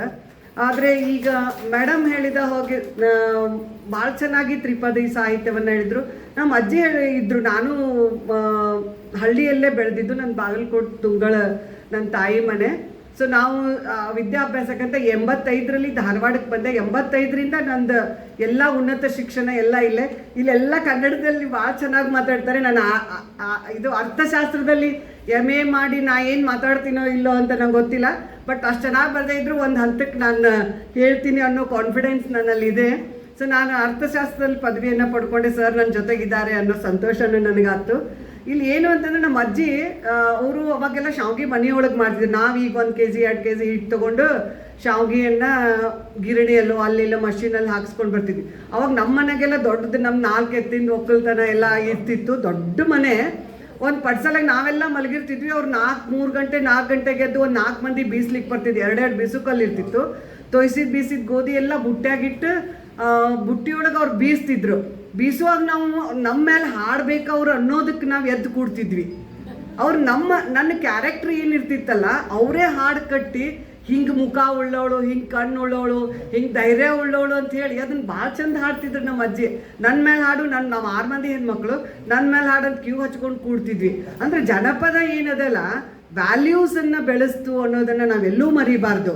ಅದು ಕಟ್ಟು ಕಥೆನೇ ಇರ್ಬೋದು. ಬಟ್ ನಾವು ಹೇಮರೆಡ್ಡಿ ಮಲ್ಲಮ್ಮ ಹೇಳ್ತಾರೆ, ಇವ್ರು ಭಾಳ ಜನ ನಂಗೆ ಜೋಕ್ ಮಾಡ್ತಾರೆ, ನಾವು ರೆಡ್ಡಿ ಅಂತ. ನಿಮ್ಗೇನ್ರಿ ಬಡತನ ಎಲ್ಲರಿಗೂ ಇದೆ. ಆ ಬಡತನದಿಂದ ಶ್ರೀಮಂತಿಗೆ ಬರಬೇಕಂದ್ರೆ ಆಕೆ ಏನು ಹೇಳಿದ್ಲಂದ್ರೆ, ಕಷ್ಟಪಟ್ರಿ ದುಡಿರಿ ಅಂತ ಹೇಳಿದ್ಲಕ್ಕೆ. ಹೊಲ ಕೊಟ್ಲು ನಮ್ಗೆ. ಹೊಲದಾಗೇನು ಹಂಗೆ ಈಸಿಯಾಗೇನೂ ಬರೋದಿಲ್ಲ, ಅಷ್ಟು ಕಷ್ಟಪಟ್ಟರೆ ಬರ್ತದೆ. ಆಕೆ ಏನು ಕೇಳ್ಕೊಂಡಾಳ ನಮಗೆ ಅಂತಂದ್ರೆ, ಸೂರ್ಯಚಂದ್ರರು ಇರುವವರೆಗೂ ಬಡತನ ಬರಬಾರ್ದಲ್ಲ. ಅಂದರೆ ಸೂರ್ಯಚಂದ್ರರು ಇದ್ದೇ ಇರ್ತಾರ, ಬಡತನ ಅನ್ನೋದು ಬರೋದಿಲ್ಲ. ಅದಕ್ಕೆ ನಾವು ಶ್ರಮ ಮಾಡಬೇಕು ಅನ್ನೋದನ್ನು ಅವಳು ಹೇಳ್ಕೊಟ್ಲು. ಹೀಗೆ ಮೇಡಮ್ ಹೇಳಿದ ಹಾಗೆ ಬಹಳಷ್ಟು ಮಹನೀಯರು ತ್ರಿಪದಿಗಳಲ್ಲಾಗಲಿ ಜಾನಪದ ಸಾಹಿತ್ಯದಾಗಲಿ ಭಾಳಷ್ಟನ್ನು ಏನು ಹೇಳಾರ ಅಂತಂದರೆ, ಮೌಲ್ಯಗಳ ಬಗ್ಗೆ ಹೇಳಾರ. ನಾವು ಜೀವನದಲ್ಲಿ ಆ ಮೌಲ್ಯಗಳನ್ನು ಅಳವಡಿಸ್ಕೊಳ್ಬೇಕಂತ ಹೇಳ್ತಾರೆ. ಇನ್ನೊಂದು ನಾವು ಅಂತ ಹೇಳ್ತೀನಿ, ಕರಿ ಸೀರೆ ಉಡಬೇಡ, ನಡುದಾರ್ಯಾಗ ನಿಂತು ನಗಬೇಡ ಅಂತ ಹೇಳಿದ್ರು ಹೆಣ್ಮಕ್ಳಿಗೆ ಬುದ್ಧಿ ಹೇಳೋದು ಹೆಂಗೆ, ಅಲ್ಲಿ ನಿಂದ್ರಬೇಡ, ಹೋಗ್ಬೇಡ ಅಂದ್ರೆ ಅಷ್ಟು ಚಂದ ಅನ್ಸಂಗಿಲ್ಲ. ಆಮೇಲೆ ಕರಿ ಸೀರೆ ಯಾವಾಗ ಉಡ್ಬೇಕು ನಾವು, ಅದ್ರದ್ದು ಮಹತ್ವ ಏನು, ಯಾವಾಗ ನಾವು ಅದನ್ನು ಹಾಕೋಬೇಕು. ಯಾವಾಗಲೂ ನಾವು ಬ್ಲ್ಯಾಕ್ ಸಾರಿ ತಗೋ, it's beautiful, black is beautiful always. But ಅಷ್ಟೇ ಡೇಂಜರ್ ಅನ್ನೋದನ್ನು ಬಟ್ ಅದು ನಮ್ಗೆ ಇಫೆಕ್ಟ್ ಆಕೈತಿ ನಮ್ಮ ಬಾಡಿಗೆ. ನೋಡ್ರಿ ಬಿಸ್ಲಾಗ ಸಮ್ಮರ್ನಾಗ ನೀವು ಬ್ಲ್ಯಾಕ್ ಸ್ಯಾರಿ ಹಾಕ್ಕೊಂಡು ಹೋಗ್ರಿ, ಬ್ಲ್ಯಾಕ್ ಡ್ರೆಸ್ ಹಾಕ್ಕೊಳ್ರಿ, ಎಷ್ಟು ರೇಸ್ ನಮ್ದು ಸ್ಕಿನ್ ಮೇಲೆ ಇಫೆಕ್ಟ್ ಮಾಡ್ತಾವೆ ಅನ್ನೋದನ್ನು ನಾವು ಗಮನಿಸ್ಬೇಕಾಗ್ತದೆ. ಜಾನಪದದಲ್ಲಿ ನಮಗೆ ಬುದ್ಧಿ ಹೀಗೆ ಹೇಳಿದ್ರೆ, ಕರಿ ಸೀರೆ ಉಡ್ಬೇಡ ಅಂದ್ರೆ ದೃಷ್ಟಿ ತೆಗೆಯೋದಂತ, ಅದಕ್ಕೆ ನಾವು ನಡುದಾರ್ಯಾಗ ನಿಂತು ನಗಬೇಡ ಅಂತ ಹೇಳಿದ್ರು. ಅದನ್ನು ನಾವು ನಡುದಾರ್ಯಾಗ ನಿಂತು ನಮ್ಗೆ ಅಷ್ಟೇ ಹೇಳಿದ್ರು ಹೆಣ್ಮಕ್ಳಿಗೆ. ಯಾರ ಗಂಡ್ಮಕ್ಳು ನಡುದಾರ್ಯಾಗ ನಿಂತು ನಗ್ತಿರ್ತಾರೆ, ಅವ್ರಿಗೆ ಯಾರು ಹೇಳಿದ್ರೇನ ಇಲ್ಲ, ಬಟ್ ನಮಗೆ ಹೇಳಿದ್ರು. ಬಟ್ ನಾವು ಅದನ್ನು ಪಾಲಿಸ್ಬೇಕು ಅನ್ನೋದು ಒಂದು ನೈತಿಕತೆ, ಒಂದು ಚಾರಿತ್ರ್ಯವನ್ನು ಅವಾಗಿಂದ ಹೇಳ್ಕೋತ ಬಂದಿದ್ದಾರೆ. ಅದನ್ನು ನಾವು ಎಷ್ಟು ಸಾಧ್ಯ ಐತೆ ಅಷ್ಟು ಪಾಲಿಸ್ಬೇಕು ಅನ್ನೋದು. ಮಾಡರ್ನೈಸೇಷನ್ಗೆ ನಾವು ಆಧುನೀಕರಣ ನಾವು ಹೋಗಬಾರ್ದು ಅನ್ನೋದಲ್ಲ, ಆಧುನೀಕರಣದಲ್ಲಿ ಒಂದು ವ್ಯಾಲ್ಯೂಸ್ ಇದೆ, ನೈತಿಕತೆ ಇದೆ, ಅದನ್ನು ನಾವು ಉಪಯೋಗಿಸ್ಬೇಕು ಅನ್ನೋದನ್ನು. ನನಗೆ ಮಾತ್ರ ಇಬ್ರು ಗಂಡು ಮಕ್ಕಳು ಬಿಡ್ರಿ. ಸರ್ ಹೇಳಿದಾಗೆ ನರೇಗಲ್ ಸರ್ ಹೇಳಿದ್ರು ಹೆಣ್ಮಕ್ಳೇ ಚೆನ್ನಾಗಿ ನೋಡ್ಕೋತಾರೆ ಅಂತ. ಹೆಣ್ಮಕ್ಳು ಮಾಸ್ಟರ್ಸ್ ಮಾಡಿ ಎಲ್ಲ ಫಾರಿನ್ ಗಿರೇನ್ ಹೋದ್ರಂದ್ರೆ ಅವರ ನಾವು ಮತ್ತು 3 ದಿವಸ ಎಲ್ಲರ ಹಾಸ್ಪಿಟ್ಲಾಗ ಬಾಡಿ ಇಟ್ಟು ಆಮೇಲೆ ಬರೋದಾಗ್ತದೆ. ಬಟ್ ನಾವು ಅದನ್ನು ಎಕ್ಸ್ಪೆಕ್ಟ್ ಮಾಡಬಾರ್ದು. ಅವರಲ್ಲಿ ಇರ್ತಾರಂದ್ರೆ ಅವ್ರು ಖುಷಿ ಇರ್ತಾರಲ್ಲ, ನಮ್ಮ ಲೈಫ್ ಇಷ್ಟ, ಅವ್ರ ಜೀವನ ಅವ್ರು ಕಟ್ಕೊಂಡು ಅವ್ರು ಚೆನ್ನಾಗಿರ್ತಾರಲ್ಲ, ನಮ್ಗೆ ನೋಡ್ಕೋಬೇಕಂದ್ರೆ ಏನೂ ಕೆಲಸ ಸಿಗೋದಿಲ್ಲ, ಮುಂದುವರಿಯೋಕ್ಕಾಗೋದಿಲ್ಲ ಅನ್ನೋದನ್ನು ನಾವು ಪಾಸಿಟಿವ್ ಆಗಿ ತಗೋಬೇಕು ಅಂತ ಅನ್ನೋದನ್ನು ನನಗೆ ನಮ್ಮ ಮಾಮ ಹೇಳ್ಕೊಡ್ತಾ ಇದ್ರು. ಏನಪ್ಪ ಇವರೆಲ್ಲ ಊರು ಬಿಟ್ಬಿಟ್ಟು ಹೋಗ್ತಾರೆ, ನಮ್ಗೆ ನೋಡ್ಕೊಳ್ಳೋರು ಯಾರು, ನಮಗೆ ನೋಡ್ಕೊಳ್ಳಿಕ್ಕೆ ಯಾಕೆ ಬೇಕು, ನಾವು ಒಂದು ಸ್ವ ಉದ್ಯೋಗದಲ್ಲಿದ್ದೇವೆ, ಶಕ್ತಿ ಕೊಡು ಶಿವನೇ ಅನ್ಬೇಕು. ನಮ್ಮನ್ನು ನಾವು ನೋಡ್ಕೊಳ್ಳಿಕ್ಕೆ ಹೆಂಗೆ ಹೋಗಬೇಕು ನಾವು ಅನ್ನೋದನ್ನು ನಮಗೆ ನಾವು ಮಾಡ್ಕೋಬೇಕು ಅನ್ನೋದನ್ನು, ನಮ್ಮ ಜೀವನ ಕಟ್ಕೋಬೇಕು ಅನ್ನೋದನ್ನು ನಾವು ಯಾರ ಮೇಲೂ ಡಿಪೆಂಡ್ ಆಗಬಾರ್ದು ಅನ್ನೋದು. ಬಟ್ ಏನು ಮಾಡೋದು, ಇಲ್ಲ ಅಂದರೆ ಇದ್ದವ್ರು ಹೆಣ್ಮಕ್ಳು ಅದನ್ನು ನಗ್ದಿಸ್ ಬಂದು ಇದ್ದವರೇ ಸ್ವಸ್ತಾಗಿ ನಮ್ಮ ಮಕ್ಕಳು ನೋಡ್ತಾರ ಬಿಡ್ತಾರ, ಅವ್ರ ವ್ಯಾಲ್ಯೂಸ್ ಹೆಂಗಿರ್ತೈತಿ, ನಾವು ಅವ್ರ ಜೊತೆ ಹೇಗೆ ನಡ್ಕೋತೀವಿ ಅನ್ನೋದನ್ನು ಅಷ್ಟೇ ಮುಖ್ಯ ಆಗಿರ್ತದೆ ಅನ್ನೋದು ಬಹಳ ಇಂಪಾರ್ಟೆಂಟು. ಬಟ್ ಇವೆಲ್ಲನೂ ಹೇಳಕ್ಕೆ ಭಾಳ ಸರಿ ನಾವು ಹೇಳ್ತೀವಿ, ನಮ್ಮ ನಡವಳಿಕೆ ಒಳಗೆ ಅನುಷ್ಠಾನಗೊಳಿಸೋದು ಭಾಳ ಕಷ್ಟ. 100% ಆಗದೆ ಇದ್ರೂ ಒಂದು 80% ಆದರೂ ಆ ತಾಳ್ಮೆಯನ್ನು ಇಟ್ಕೊಂಡು, ಯಾರ ಮನೆಗೆ ಗಂಡ ಹೆಂಡತಿ ಜಗಳ ಆಡೋದಿಲ್ಲ, ಯಾರ ಮನೆಗೆ ಡಿಫ್ರೆನ್ಸ್ ಬರೋದಿಲ್ಲ. ಸ್ಪೆಷಲಿ ನಾವು ವರ್ಕಿಂಗ್ ವುಮೆನ್ಸಲ್ಲಿ ಭಾಳ ನಿನ್ನಿಂದ ಮನೆ ನಡೀತದೇನು ಬಿಟ್ಬಿಡು ಅಂತಾರೆ. ನಾವು ಎಂಥ ಕಷ್ಟಪಟ್ಟು ಸರ್ಕಾರಿ ನೌಕರಿಗೆ ಬಂದಿರ್ತೀವಿ, ಸಿಗೋದು ಎಷ್ಟು ಕಷ್ಟ. ಮತ್ತು ನಾವೇನು ಗೋಲ್ಡ್ ಸ್ಪೂನ್ ಸಿಲ್ವರ್ ಏನು ಇವತ್ತು ಅವ್ರು ಇಟ್ಕೊಂಡವ್ರೆ ಎಷ್ಟು ಚೆನ್ನಾಗಿ ಜಾಬಿಗೆ ಬರ್ತಾರೆ. ಸೊ ನಾವು ಒಂದು ಎಕನಾಮಿಕ್ ಇದರದಿಂದ ಬಂದಿದ್ದವರು. ಸೊ ನಾವು ಒಂದು ಜೀವನವನ್ನು ನಾವು ಕಟ್ಕೊಳ್ಳೋಣ, ಇಲ್ಲ ನಾವು ಏನಾಗಲಿ ಅವತ್ತು ಮರ್ತು ಬಿಟ್ಟು ನಾವು ಮತ್ತೇನು ಮಾಡಬೇಕು, ಮುಂದೆ ಹೋಗ್ಬೇಕು. ಅದನ್ನೇ ನಾವು ಒಂದು ಹಠಕ್ಕೆ ತಗೊಂಡ್ರೆ ನಮಗೂ ಕಷ್ಟ, ಅವ್ರಿಗೂ ಕಷ್ಟ. ಬೇರೆಯವ್ರು ಮೂರನೇವ್ರಿಗೆ ಯಾರಿಗೂ ತೊಂದರೆ ಆಗೋದಿಲ್ಲ. ಅದು ಪರಿಣಾಮ ಬೀರೋದು ನಮ್ಮ ಕುಟುಂಬದ ಮೇಲೇ. ಅದಕ್ಕೆ ಇವತ್ತು ಸಾಮರಸ್ಯ ಅಂತ ಅನ್ನೋದೇನೆಲ್ಲ ಮತ್ತು ಒಂದು ಏಜ್ಗೆ ಬರ್ತದೆ. ಅದು ನೀವು ಎಲ್ಲೋ 25-30 ವರ್ಷದವ್ರಿಗೆ ಅವ್ರು ಜಗಳ ಮಾಡ್ತಿರ್ತಾರೆ, ಏನು ಹೇಳಿದ್ರೂ ಕೇಳಂಗಿಲ್ಲ. ಅವ್ರಿಗೆ ಒಂದು ಗೈಡೆನ್ಸ್ ಆ್ಯಂಡ್ ಕೌನ್ಸಿಲಿಂಗ್ ಹೆಂಗೆ ಮಾಡಬೇಕು ಅನ್ನೋದು ಇಟ್ ಈಸ್ ಟೆಕ್ನಿಕ್. ಆ ಒಂದು ಸ್ಕಿಲ್ ಇದ್ದವ್ರು. ಯಾರೋ ಒಬ್ರು ಡಿವೋರ್ಸ್ ಆದವ್ರು ಹೋಗಿ ನೀವು ಚೆನ್ನಾಗಿರ್ಬೇಕು, ಗಂಡ ಹೆಂಡತಿ ಚಂದಿರಬೇಕು ಹಾಗೆಲ್ಲ ಹೇಳಿದ್ರೆ, ಅವ್ರಿಗೊಂದು ನೈತಿಕತೆ ಹೇಳಿದ್ರೆ, ಅವರಲ್ಲಿ ಇವರೇ ಚೆನ್ನಾಗಿಲ್ಲ ನಮ್ಗೇನು ಹೇಳ್ತಾರೆ ಅನ್ನೋದು ಒಂದು ನೈತಿಕತೆ. ಬೆಳಗ್ಗೆ 5 ಗಂಟೆಗೆ ಹೇಳುತ್ತೆ, 5 ಗಂಟೆಗೆ ಹೇಳ್ಬೇಕಂದ್ರೆ ಎದ್ದು ತೋರಿಸ್ಬೇಕು ಅನ್ನೋದು. ಅಂದ್ರೆ ನಾ ಏನೋ ಹೇಳ್ತೀನಿ ಅಂತಂದ್ರೆ ಅದನ್ನು ಮಾಡ್ತೀನಿ ಅಂತ. ಬಟ್ 100% ಆಗ್ತದನೋ ಇಲ್ಲ ಗೊತ್ತಿಲ್ಲ, ಬಟ್ ಪ್ರಯತ್ನ ಮಾಡಲಿಕ್ಕೇನು ತೊಂದರೆ ಇಲ್ಲ ಅಂತ ಅನ್ನೋದು. ಇನ್ನು ಕೊನೆಯದನ್ನಾಗಿ ಹೇಳಬೇಕು ಅಂತಂದ್ರೆ, ಇವತ್ತು ಕನ್ನಡ ಇದ್ರ ಬಗ್ಗೆನ ನಮ್ಮ ಚಂದನ ವಾಹಿನಿ ಬರ್ತೈತಿ. ಚಂದನ ವಾಹಿನಿಯೊಳಗೆ 9:30 10:10 ಮಟ ಜಾನಪದದ ಗೀತೆಗಳು ಬರ್ತಾವೆ. ಸೊ ನನಗೆ ಬರೀಲಿಕ್ಕೆ ಬರ್ತದೋ ಇಲ್ಲ, ಆಲಿಸ್ಲಿಕ್ಕೆ ನನ್ನ ಕಿವಿಗಳಂತೂ ಯಾವಾಗೂ ಓಪನ್ ಇರ್ತಾವೆ. ಅದಕ್ಕೆ ನಾ ಏನು ಮಾಡ್ತಿದ್ದೆ ಅಂದರೆ 9:00 ಬೇಗ ಊಟ ಗಿಟ ಮುಗಿಸ್ಕೊಂಡು, ನಮ್ಮ ಸರ್ಗೂ ಭಾಳ ಇಷ್ಟ ಚಂದನ ವಾಹಿನಿ. ಅವ್ರು ಮ್ಯಾಕ್ಸಿಮಮ್ ಚಾನಲ್ ನೋಡೋದಂದ್ರೆ ಚಂದನ ವಾಹಿನಿ. ಅದರೊಳಗೆ ಹಾಡು ಹಚ್ಕೊಂಡು ಕೂತ್ಕೊಂಡು 9:30ವರೆಗೂ ಅವ್ರು ನೋಡ್ತಿದ್ರು. ಸೊ ನಾವಿಬ್ಬರು ಕೂತ್ಕೊಂಡು ನೋಡ್ತಿದ್ವಿ. ಅದ್ರ ವ್ಯಾಲ್ಯೂಸ್ ಎಷ್ಟು ನಮ್ಮ ಮ್ಯಾಲೆ ಇಫೆಕ್ಟ್ ಹಾಕಿವಿ ಅಂತಂದ್ರೆ, ನಾವು ಜಗಳ ಮಾಡ್ತಿದ್ರು, ಆ ಹಾಡು ಕೇಳಿ ಅಯ್ಯಪ್ಪ ಈ ಹಾಡು ಕೇಳಿದ್ಮೇಲೆ ನಾವು ಈ ಥರ ಮಾಡಬಾರ್ದು ಅನ್ನೋವಂತಹ ಒಂದು ಭಾವನೆ ನಮ್ಮಲ್ಲಿ ಬರಬೇಕು. ನಮ್ಮಲ್ಲಿ ಏನು ಸರ್ ಹೇಳಿದ್ರಲ್ಲ, ಸ್ವಂತಿಕೆ ಅನ್ನೋದು ಏನಿರ್ತಲ್ಲ ಅದು ಭಾಳ ಇಂಪಾರ್ಟೆಂಟು.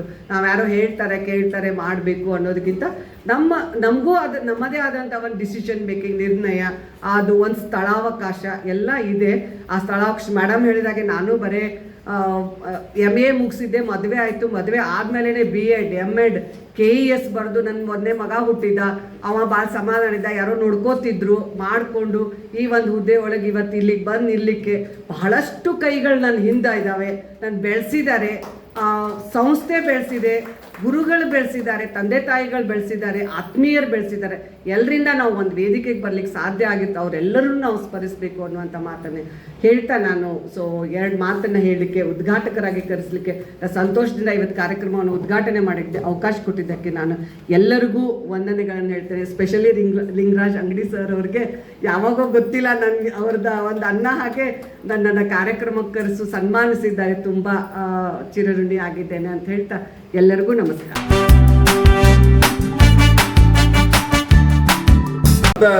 ತಮ್ಮನಿಗಂತ ಹೆಚ್ಚು ಅನ್ಬೋದು ಅವ್ರು ಮಾಡಿದಂತ ತ್ಯಾಗ.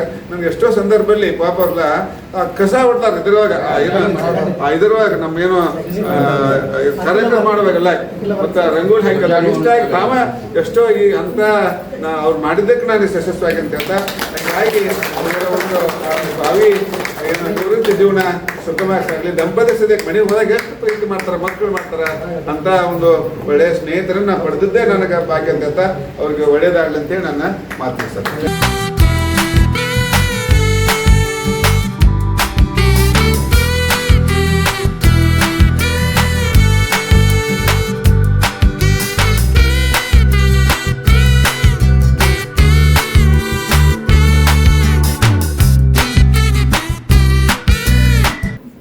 ಹೇಳ್ತಿದ್ರು, ವಾರಿ ರುಮಾಲ್ ಸುತ್ತಿ ಓಣ್ಯಾಗ ನಿಂತಾನ, ವಾರೆ ಇಲ್ಲೇನೋ ಹೊಲದಾಗ, ವಾರೆ ಇಲ್ಲೇನೋ ಹೊಲದಾಗ ಚಂದಿರಾಮ, ನಾರ್ಯಾರಿಲ್ಲೇನೋ ಮನಿಯಾಗ, ನಾರ್ಯಾರಿಲ್ಲೇನೋ ಮನಿಯಾಗ ಅಂದರೆ ಹೇಳ್ತಿದ್ರು. ಯಾಕಂದರೆ ಎಷ್ಟು ಉದಾಹರಣೆ ಹೇಳ್ತಿದ್ರು ಅಂದರೆ, ಅವರು ಜನಪದ ಸಾಹಿತ್ಯದಲ್ಲಿ ನಾರಿ ಅಂತ ಅಷ್ಟ ಬಳಸಲಿಲ್ಲ, ನಾರ್ಯಾರಿಲ್ಲೇನೋ ಮನಿಯಾಗ. ನಿಮ್ದು ಉದಾಹರಣೆ ಮಾಡೋಣ ಮೇಡಮ್. ಯಾಕಂದರೆ ನಮ್ಮ ಗಂಡಸರು ಬಹಳಷ್ಟು ಜನ ನಾರಿಯರನ್ನ ಸಲುತ್ತಿದ್ರು ಅನ್ಲಿಕ್ಕೆ ಇದು ಒಂದು ಉದಾಹರಣೆ ಸಾಕು.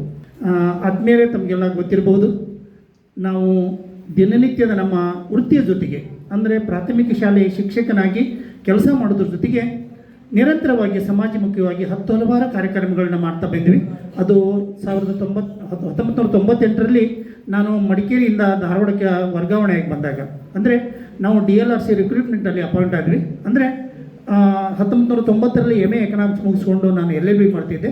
ಆವಾಗ ಕೊಡಗು ಜಿಲ್ಲೆಯಿಂದ ಒಂದು ಆದೇಶ ಬಂದ ಮೇಲೆ ನಾನು ಪ್ರಾಥಮಿಕ ಶಾಲಾ ಶಿಕ್ಷಕನಾಗಿ ಕೊಡಗು ಜಿಲ್ಲೆಗೆ ಹಾಜರಾದೆ. ಅಲ್ಲಿ 7 ವರ್ಷ ಸೇವೆಯನ್ನು ನಿಭಾಯಿಸಿ ಕೊನೆಗೆ 1997 ಜುಲೈದಲ್ಲಿ ಇಲ್ಲಿ ಧಾರವಾಡ ತಾಲೂಕಿಗೆ ಬಂದ ಮೇಲೆ ಇಲ್ಲಿ ಒಂದು ಒಳ್ಳೆಯ ವಾತಾವರಣ. ಯಾಕಂದರೆ ನಾವು ನಿರಂತರವಾಗಿ ಧಾರವಾಡದ ಒಂದು ಸಾಂಸ್ಕೃತಿಕ ನಗರಕ್ಕೆ ಅವಿನಾಭಾವ ಸಂಬಂಧವನ್ನು ಇಟ್ಕೊಂಡು ಧಾರವಾಡದ ಆಗುಹೋಗುಗಳನ್ನು, ಧಾರವಾಡದ ಸಾಂಸ್ಕೃತಿಕ ನೆಲೆಗಳನ್ನು ಬಲ್ಲವರಾದಂತಹ ನಾವು ನಿರಂತರವಾಗಿ ಇಲ್ಲಿ ಏನು ನಡೀತಿದೆ ಅನ್ನುವಂಥ ವಿಚಾರ ಹೊತ್ಕೊಂಡು 1998ರಲ್ಲಿ ಜಾರಿಗೆ ಬಂದಂತಹ DPP ಕಾರ್ಯಕ್ರಮದಲ್ಲಿ ನಾವು ಮುಕ್ತಿ ಮಂದಿರದಲ್ಲಿ ನಾವೆಲ್ಲ ಜಕ್ಕಣ್ಣವ್ರ ಮೇಡಮ್ ಆಯಿತು, ಕೀರ್ತಿ ಮೇಡಮ್ ಆಯಿತು, ಕೆಂಗಾರ್ ಸರ್ ಆಯಿತು, ಗೌರವರ್ ಸರ್ ಆಯಿತು, ಸತ್ತಿಗಿರಿ ಆಯಿತು, ಹೀಗೆ ಹಲವಾರು ಜನ ಕಲಾವಿದರು ಅಲ್ಲಿ, ಡಾಕ್ಟರ್ ಸಿರ್ಸಾಲ್ ಉದ್ದಾರ್ ಅವರು, ಆಮೇಲೆ ನಮ್ಮ ಬೇರೆ ಬೇರೆ ಜನ ಹಲವಾರು ಜನ ಸಂಪನ್ಮೂಲ ವ್ಯಕ್ತಿಗಳಿಂದ ತರಬೇತಿ ಪಡೆದುಕೊಂಡು ಬಂದಮೇಲೆ ನಾವು ಇಡೀ ಧಾರವಾಡ ತಾಲೂಕಿನ, ಧಾರವಾಡ ಜಿಲ್ಲೆ ಇದ್ದಂತಹ ಹಲವಾರು ಹಳ್ಳಿಗಳಲ್ಲಿ ತಿರುಗಾಟ ನೋಡಿದರೆ ಆವಾಗ ಬಾಲ್ಯ ವಿವಾಹ ಪದ್ಧತಿಯನ್ನು ಯಾವ ರೀತಿ ನಿರ್ಮೂಲನೆ ಮಾಡಬೇಕಂತ ಹೇಳ್ಕೊಂಡು ಭಾಳಷ್ಟು ಹಾಡುಗಳನ್ನ ಕಟ್ಟಿದ್ವಿ, ಬೀದಿ ನಾಟಕಗಳನ್ನ ಮಾಡಿದ್ವಿ. ಆಮೇಲೆ ನಮ್ಮ DDPR ಅಂತ ಮಾನ್ಯ ಶ್ರೀಮತಿ ಉಷಾ ಜೋಸಫ್ ಮೇಡಮ್ ಅವರು ಇಲ್ಲೇ ಕಣಿವೆಯನ್ನಾಪುರ ಗ್ರಾಮದಲ್ಲಿ ನಾವು ಒಂದು ಕಾರ್ಯಕ್ರಮ ಮಾಡುವಾಗ ಒಂದಿಷ್ಟು ಮಕ್ಕಳನ್ನು ತಂದು ನಿಲ್ಲಿಸಿದ್ರು. ಸಣ್ಣ ಮಕ್ಕಳ ಕೊರಳಲ್ಲಿ ಎಲ್ಲ ಮಕ್ಕಳಲ್ಲಿ ತಾಳಿ, ಗುಳದಾಳಿ, ಸುಮಾರು 10-12 ಜನ ಮಕ್ಕಳು ಹಾಗೆ ನಿಂತುಬಿಟ್ರು. ನಮಗೂ ಭಾಳ ಆಶ್ಚರ್ಯ ಆಯಿತು. ಆದರೆ ಈ ಬಾಲ್ಯ ವಿವಾಹವನ್ನು ಕಂಡುಕೊಂಡಂಥ ನಮಗೂ ಅಷ್ಟು ಆಶ್ಚರ್ಯ ಆಗದಿದ್ದರೂ ಕೂಡ ಒಂದು ಶಾಲೆಯಲ್ಲಿ ಸುಮಾರು 10 ಮಕ್ಕಳು ಬಾಲ್ಯ ವಿವಾಹಕ್ಕೆ ಒಳಪಟ್ಟರಂತಂದರೆ ಇನ್ನು ಇಡೀ ತಾಲೂಕಲ್ಲಿ, ಇಡೀ ಜಿಲ್ಲೆಯಲ್ಲಿ, ಇಡೀ ರಾಜ್ಯದಲ್ಲಿ ಎಷ್ಟು ಮಕ್ಕಳು ಬಾಲ್ಯ ವಿವಾಹಕ್ಕೆ ಒಳಪಟ್ಟಿದ್ದಾರೆ? ಇಂತಹ ಒಂದು ವ್ಯವಸ್ಥೆಯನ್ನು ನಾವು ಖಂಡಿಸಬೇಕು, ಹೋಗಲಾಡಿಸ್ಬೇಕಂತ ಹೇಳ್ಕೊಂಡು ಬಹಳಷ್ಟು ಹಲವಾರು ಹಾಡುಗಳನ್ನು ಕಟ್ಟಿದ್ವಿ. ಓ ಹೆಣ್ಣೆ ಈ ಬದುಕು ನಿನ್ನದೇ, ನಿನ್ನ ಬದುಕಿನ ಮೇಲೆ ಹಕ್ಕು ನಿನ್ನದೇ, ಈ ಬಂಧನದಲ್ಲೇಕೆ ನೀನು ಸಿಲುಕಿರುವೆ, ನಿನ್ನ ಮೇಲಾಗೋ ಮೋಸವನ್ನು ತಿಳಿದುಕೋ, ಮೇಲಾಗೋ ಮೋಸವನ್ನು ತಿಳಿದುಕೋ. ಹೀಗೆ ಹಲವಾರು ಹಾಡುಗಳನ್ನ ಹಾಡ್ತಾ, ಅಂದರೆ ಹೆಣ್ಣಿಗೆ ಒಂದು ಒಳ್ಳೆಯ ಶಿಕ್ಷಣ ನೀಡಿದ್ದಾದರೆ, ಹೆಣ್ಣನ್ನು ಒಂದು ಮುಖ್ಯವಾಹಿನಿ ತರಬೇಕಾದ್ರೆ ಅವಳಿಗೆ ಕಡ್ಡಾಯವಾಗಿ ನಾವು ಶಿಕ್ಷಣ ನೀಡಬೇಕು. ಇಂತಹ ಕಡ್ಡಾಯ ಶಿಕ್ಷಣವಂತನ್ನು ನೀಡಿದರೆ ನಾವು ಹೆಣ್ಣನ್ನು ಒಂದು ಮುಖ್ಯವಾಹಿನಿಗೆ ತರಬಹುದು ಅನ್ನುವಂಥ ವಿಚಾರವನ್ನು ಹೊತ್ಕೊಂಡು DPP ಕಾರ್ಯಕ್ರಮದಲ್ಲಿ ಒಂದು ಕಲಾ ತಂಡವನ್ನು ರಚನೆ ಮಾಡಿಕೊಂಡು 100 ಹಳ್ಳಿಗಳನ್ನು ಸುತ್ತಿದ್ವಿ. ತದನಂತರದಲ್ಲಿ ಸರ್ವ ಶಿಕ್ಷಣ ಅಭಿಯಾನ ಬಂತು. ಅಲ್ಲೂ ಕೂಡ ಕಡ್ಡಾಯವಾಗಿ ಮಕ್ಕಳು ಶಾಲೆಗೆ ಬರಲೇಬೇಕು, ಶಿಕ್ಷಣವನ್ನು ಪಡಿಬೇಕು, ಗುಣಾತ್ಮಕ ಶಿಕ್ಷಣವನ್ನು ಪಡಿಬೇಕು ಅಂತ ಹೇಳಿ ಸರ್ಕಾರದ ಹಲವಾರು ಯೋಜನೆಗಳನ್ನು ನಾವು ಹಾಡಿನ ಮೂಲಕ ಜಾರಿಗೆ ತಂದ್ವಿ. ಆಮೇಲೆ ಬೀದಿ ನಾಟಕ ಮಾಡಿ, ಅದು ತಿಪ್ಪೇಗುಂಡಿ ಇರ್ಬೋದು, ಬೇರೆ ಬೇರೆ ಒಂದು ಗಟಾರ ಇರ್ಬೋದು, ಅಂತಲ್ಲಿ ಕೂಡ ನಾವೇನು ಮಾಡಿದ್ವಿ ಅಂತಂದರೆ ಎಲ್ಲ ಕಲಾವಿದರು ಸೇರಿಕೊಂಡು ಅವ್ರು ಕೊಟ್ಟಂಥ ಒಂದು ಸಿಹಿ ತಿಂಡಿಯನ್ನು ತಗೊಂಡು ನಾವು ಯಾವುದೇ ಫಲಾಪೇಕ್ಷೆ ಇಲ್ಲದೆ ನಿರಂತರವಾಗಿ ಅಂತಹ ಕಾರ್ಯಕ್ರಮಗಳನ್ನು ಹೋಗಲಾಡಿಸಲಿಕ್ಕೆ ಪ್ರಯತ್ನ ಮಾಡಿದ್ವಲ್ಲ, ಅವತ್ತು ಆ ಪ್ರಯತ್ನ ನಾವು 98ರಲ್ಲಿ ಮಾಡಿದಂಥ ಪ್ರಯತ್ನ ಇವತ್ತು 2026ರಲ್ಲಿ ಯಾವುದೇ ಬಾಲ್ಯ ವಿವಾಹ ಕಾಣೋದಿಲ್ಲ. ಆಮೇಲೆ ಗಂಡು ಹೆಣ್ಣಿನ ಮಧ್ಯೆ ಒಂದು ತಾರತಮ್ಯ ಕಾಣೋದಿಲ್ಲ. ಅಂದರೆ ಸಾಮಾನ್ಯವಾಗಿ ಸ್ವಲ್ಪ ತಾರತಮ್ಯ ಇದ್ದರೂ ಕೂಡ ಅಂತಹ ತಾರತಮ್ಯ ಹೋಯ್ತಲ್ಲ ಅನ್ನುವಂಥ ವಿಚಾರ. ಯಾಕಂದರೆ ಇವತ್ತು ನಾನು ನಿವೃತ್ತಿಯಾಗಿ ಅಂತಹ ಸಮಾಧಾನದ ವಿಚಾರಗಳನ್ನು ಸಮಾಧಾನದ ವಿಚಾರದಲ್ಲಿ ಸಂತೋಷ ಪಡ್ತಾ ಇದ್ದೇನೆ. ಸರ್ಕಾರದ ಹಲವಾರು ಯೋಜನೆಗಳನ್ನು ಜಾರಿಗೆ ತರಲಿಕ್ಕೆ ನಾವು ನಿರಂತರವಾಗಿ ಎಲ್ಲ ಕಲಾ ತಂಡದವರು ಭಾಗವಹಿಸಿದ್ವಿ. ಮತ್ತು ಅಂತಹ ಕಾರ್ಯಕ್ರಮಗಳನ್ನು, ಅಂತಹ ದುಷ್ಟ ವಿಚಾರಗಳನ್ನು ಹೋಗಲಾಡಿಸಲಿಕ್ಕೆ ನಮ್ಮ ತಂಡ ಶ್ರಮ ಪಡ್ತು ಅನ್ನುವಂಥ ವಿಚಾರದೊಳಗೆ ಹೊತ್ಕೊಂಡು ಕೊನೆಗೆ ಈ ನಮ್ಮ ಸಾಹಿತ್ಯ ಪರಿಷತ್ತಿಗೆ ನಮ್ಮ ಶಿಕ್ಷಕರಿಗೆ ಏನು ಸಂಬಂಧ ಅನ್ನುವಂಥ ವಿಚಾರದಲ್ಲಿ ನಮ್ಮ ಕೌಜಿಲ್ ಸರ್ ಹಾಗಾಗಿ ಹೇಳ್ತಿರ್ತಾರೆ, ಪ್ರಾಥಮಿಕ ಶಾಲೆಗೆ ಈಗ ಸಾಹಿತ್ಯ ಪರಿಷತ್ತಿನ ಬೆಳವಣಿಗೆಗೆ ಯಾವುದೇ ಒಂದು ಧಾರವಾಡ ಜಿಲ್ಲೆ ಇರ್ಬೋದು, ಬೇರೆ ಬೇರೆ ಜಿಲ್ಲೆಗಳಿರ್ಬೋದು, ಆ ಧಾರವಾಡ ಯಾವುದೇ ಜಿಲ್ಲಾ ಸಾಹಿತ್ಯ ಪರಿಷತ್ತಿನ ಬೆಳವಣಿಗೆಗೆ ಪ್ರಾಥಮಿಕ ಶಾಲಾ ಶಿಕ್ಷಕರ ಕೊಡುಗೆ ಬಹಳಷ್ಟಿದೆ ಅನ್ನುವಂಥ ವಿಚಾರ ನಮ್ಮ ಕೌಜಿಲ್ ಸರ್ ಅವರು ಮತ್ತು ನಮ್ಮ ಅಂಗಡಿ ಸರ್ ಅವರು ಹಾಗಾಗಿ ಹೇಳ್ತಾ ಇರ್ತಾರೆ. ಈ ನಿಟ್ಟಿನೊಳಗೆ ಅಂಗಡಿ ಸರ್ ಅವರು 2ನೇ ಅವಧಿಯೊಳಗೆ ಧಾರವಾಡ ಜಿಲ್ಲಾ ಕನ್ನಡ ಸಾಹಿತ್ಯ ಪರಿಷತ್ತಿನ ಅಧ್ಯಕ್ಷರಾಗಿ ಭಾಳಷ್ಟು ಜಟಾಪಟಿಯಲ್ಲಿ ಆರಿಸಿ ಬಂದಾಗ ನಾವೆಲ್ಲ ಭಾಳಷ್ಟು ರೋಷಾವೇಶದಿಂದ ಹೋರಾಡಿ ಅವರನ್ನು ಗೆಲ್ಲಿಸಿದ ಪ್ರಯುಕ್ತ ಅದರ ಪರಿಣಾಮ ಏನಂತಂದರೆ ನಾನು ಧಾರವಾಡ ತಾಲೂಕು ಕನ್ನಡ ಸಾಹಿತ್ಯ ಪರಿಷತ್ತಿನ ಅಧ್ಯಕ್ಷ ಸ್ಥಾನ ಬಯಸಿದ್ದಿಲ್ಲ.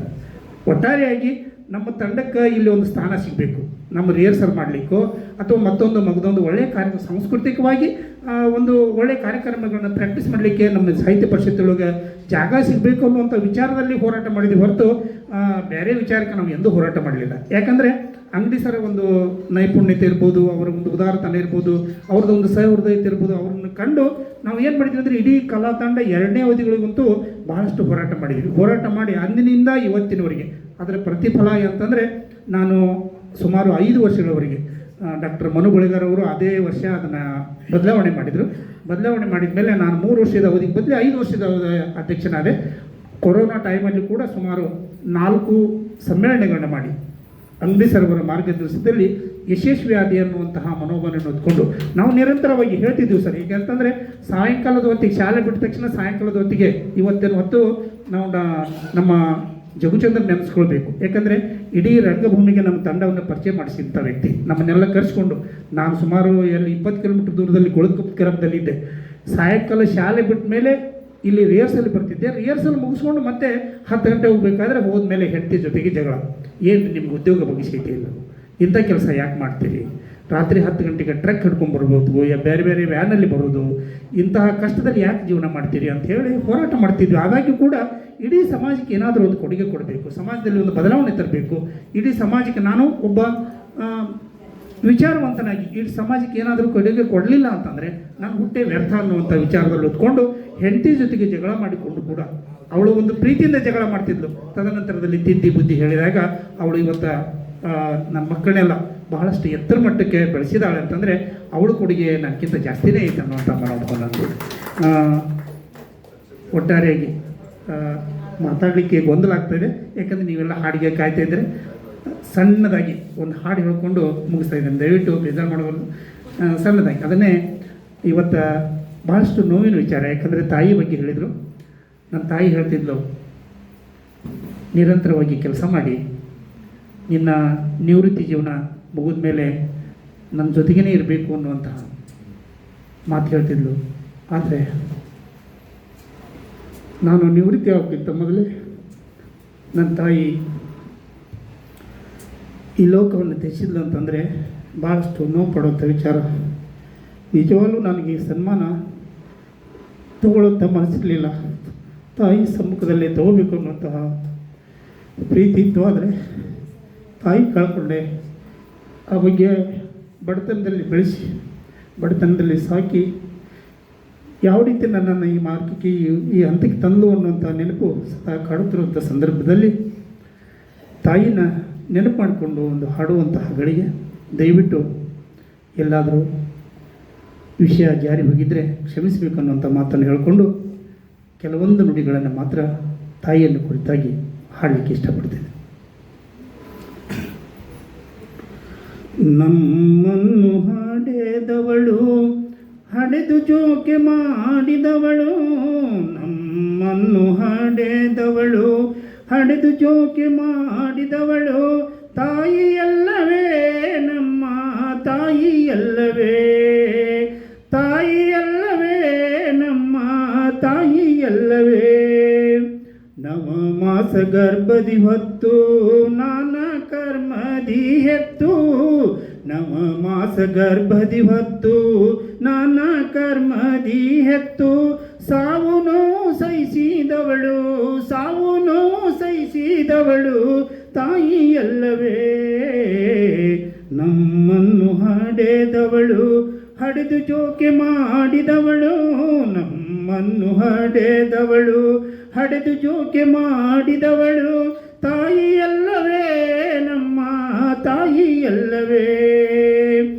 ನನ್ನ ಕಂದ ಬೆಳೆಯಲೆಂದು ಪೂರ್ಣಚಂದ್ರನಾಗಲೆಂದು, ನನ್ನ ಕಂದ ಬೆಳೆಯಲೆಂದು ಪೂರ್ಣಚಂದ್ರನಾಗಲೆಂದು ರನ್ನ ಜೋ ಚನ್ನ ಜೋ ಚಿನ್ನ ಜೋ ರನ್ನ ಜೋ ಜೋಗುಳವ ಪಾಡಿದವಳು. ನಮ್ಮನ್ನು ಹಡೆದವಳು ಹಡೆದು ಜೋಕೆ ಮಾಡಿದವಳು, ನಮ್ಮನ್ನು ಹಡೆದವಳು ಹಡೆದು ಜೋಕೆ ಮಾಡಿದವಳು ತಾಯಿಯಲ್ಲವೇ ನಮ್ಮ ತಾಯಿಯಲ್ಲವೇ, ತಾಯಿಯಲ್ಲವೇ ನಮ್ಮ ತಾಯಿಯಲ್ಲವೇ. ಆಡುವಾಗ ಬೇಡುವಾಗ ಕಾಡಿ ಹಠವ ಮಾಡುವಾಗ, ಆಡುವಾಗ ಬೇಡುವಾಗ ಕಾಡಿ ಹಠವ ಮಾಡುವಾಗ ಬೇಡಿದ್ದನ್ನು ನೀಡಿದವಳು, ಬೇಡಿದ್ದನ್ನು ನೀಡಿದವಳು ತಾಯಿಯಲ್ಲವೇ. ನಮ್ಮನ್ನು ಹಡೆದವಳು ಹಡೆದು ಜೋಕೆ ಮಾಡಿದವಳು, ನಮ್ಮನ್ನು ಹಡೆದವಳು ಹಡೆದು ಜೋಕೆ ಮಾಡಿದವಳು ತಾಯಿಯಲ್ಲವೇ ನಮ್ಮ ತಾಯಿಯಲ್ಲವೇ, ತಾಯಿಯಲ್ಲವೇ ನಮ್ಮ ತಾಯಿಯಲ್ಲವೇ.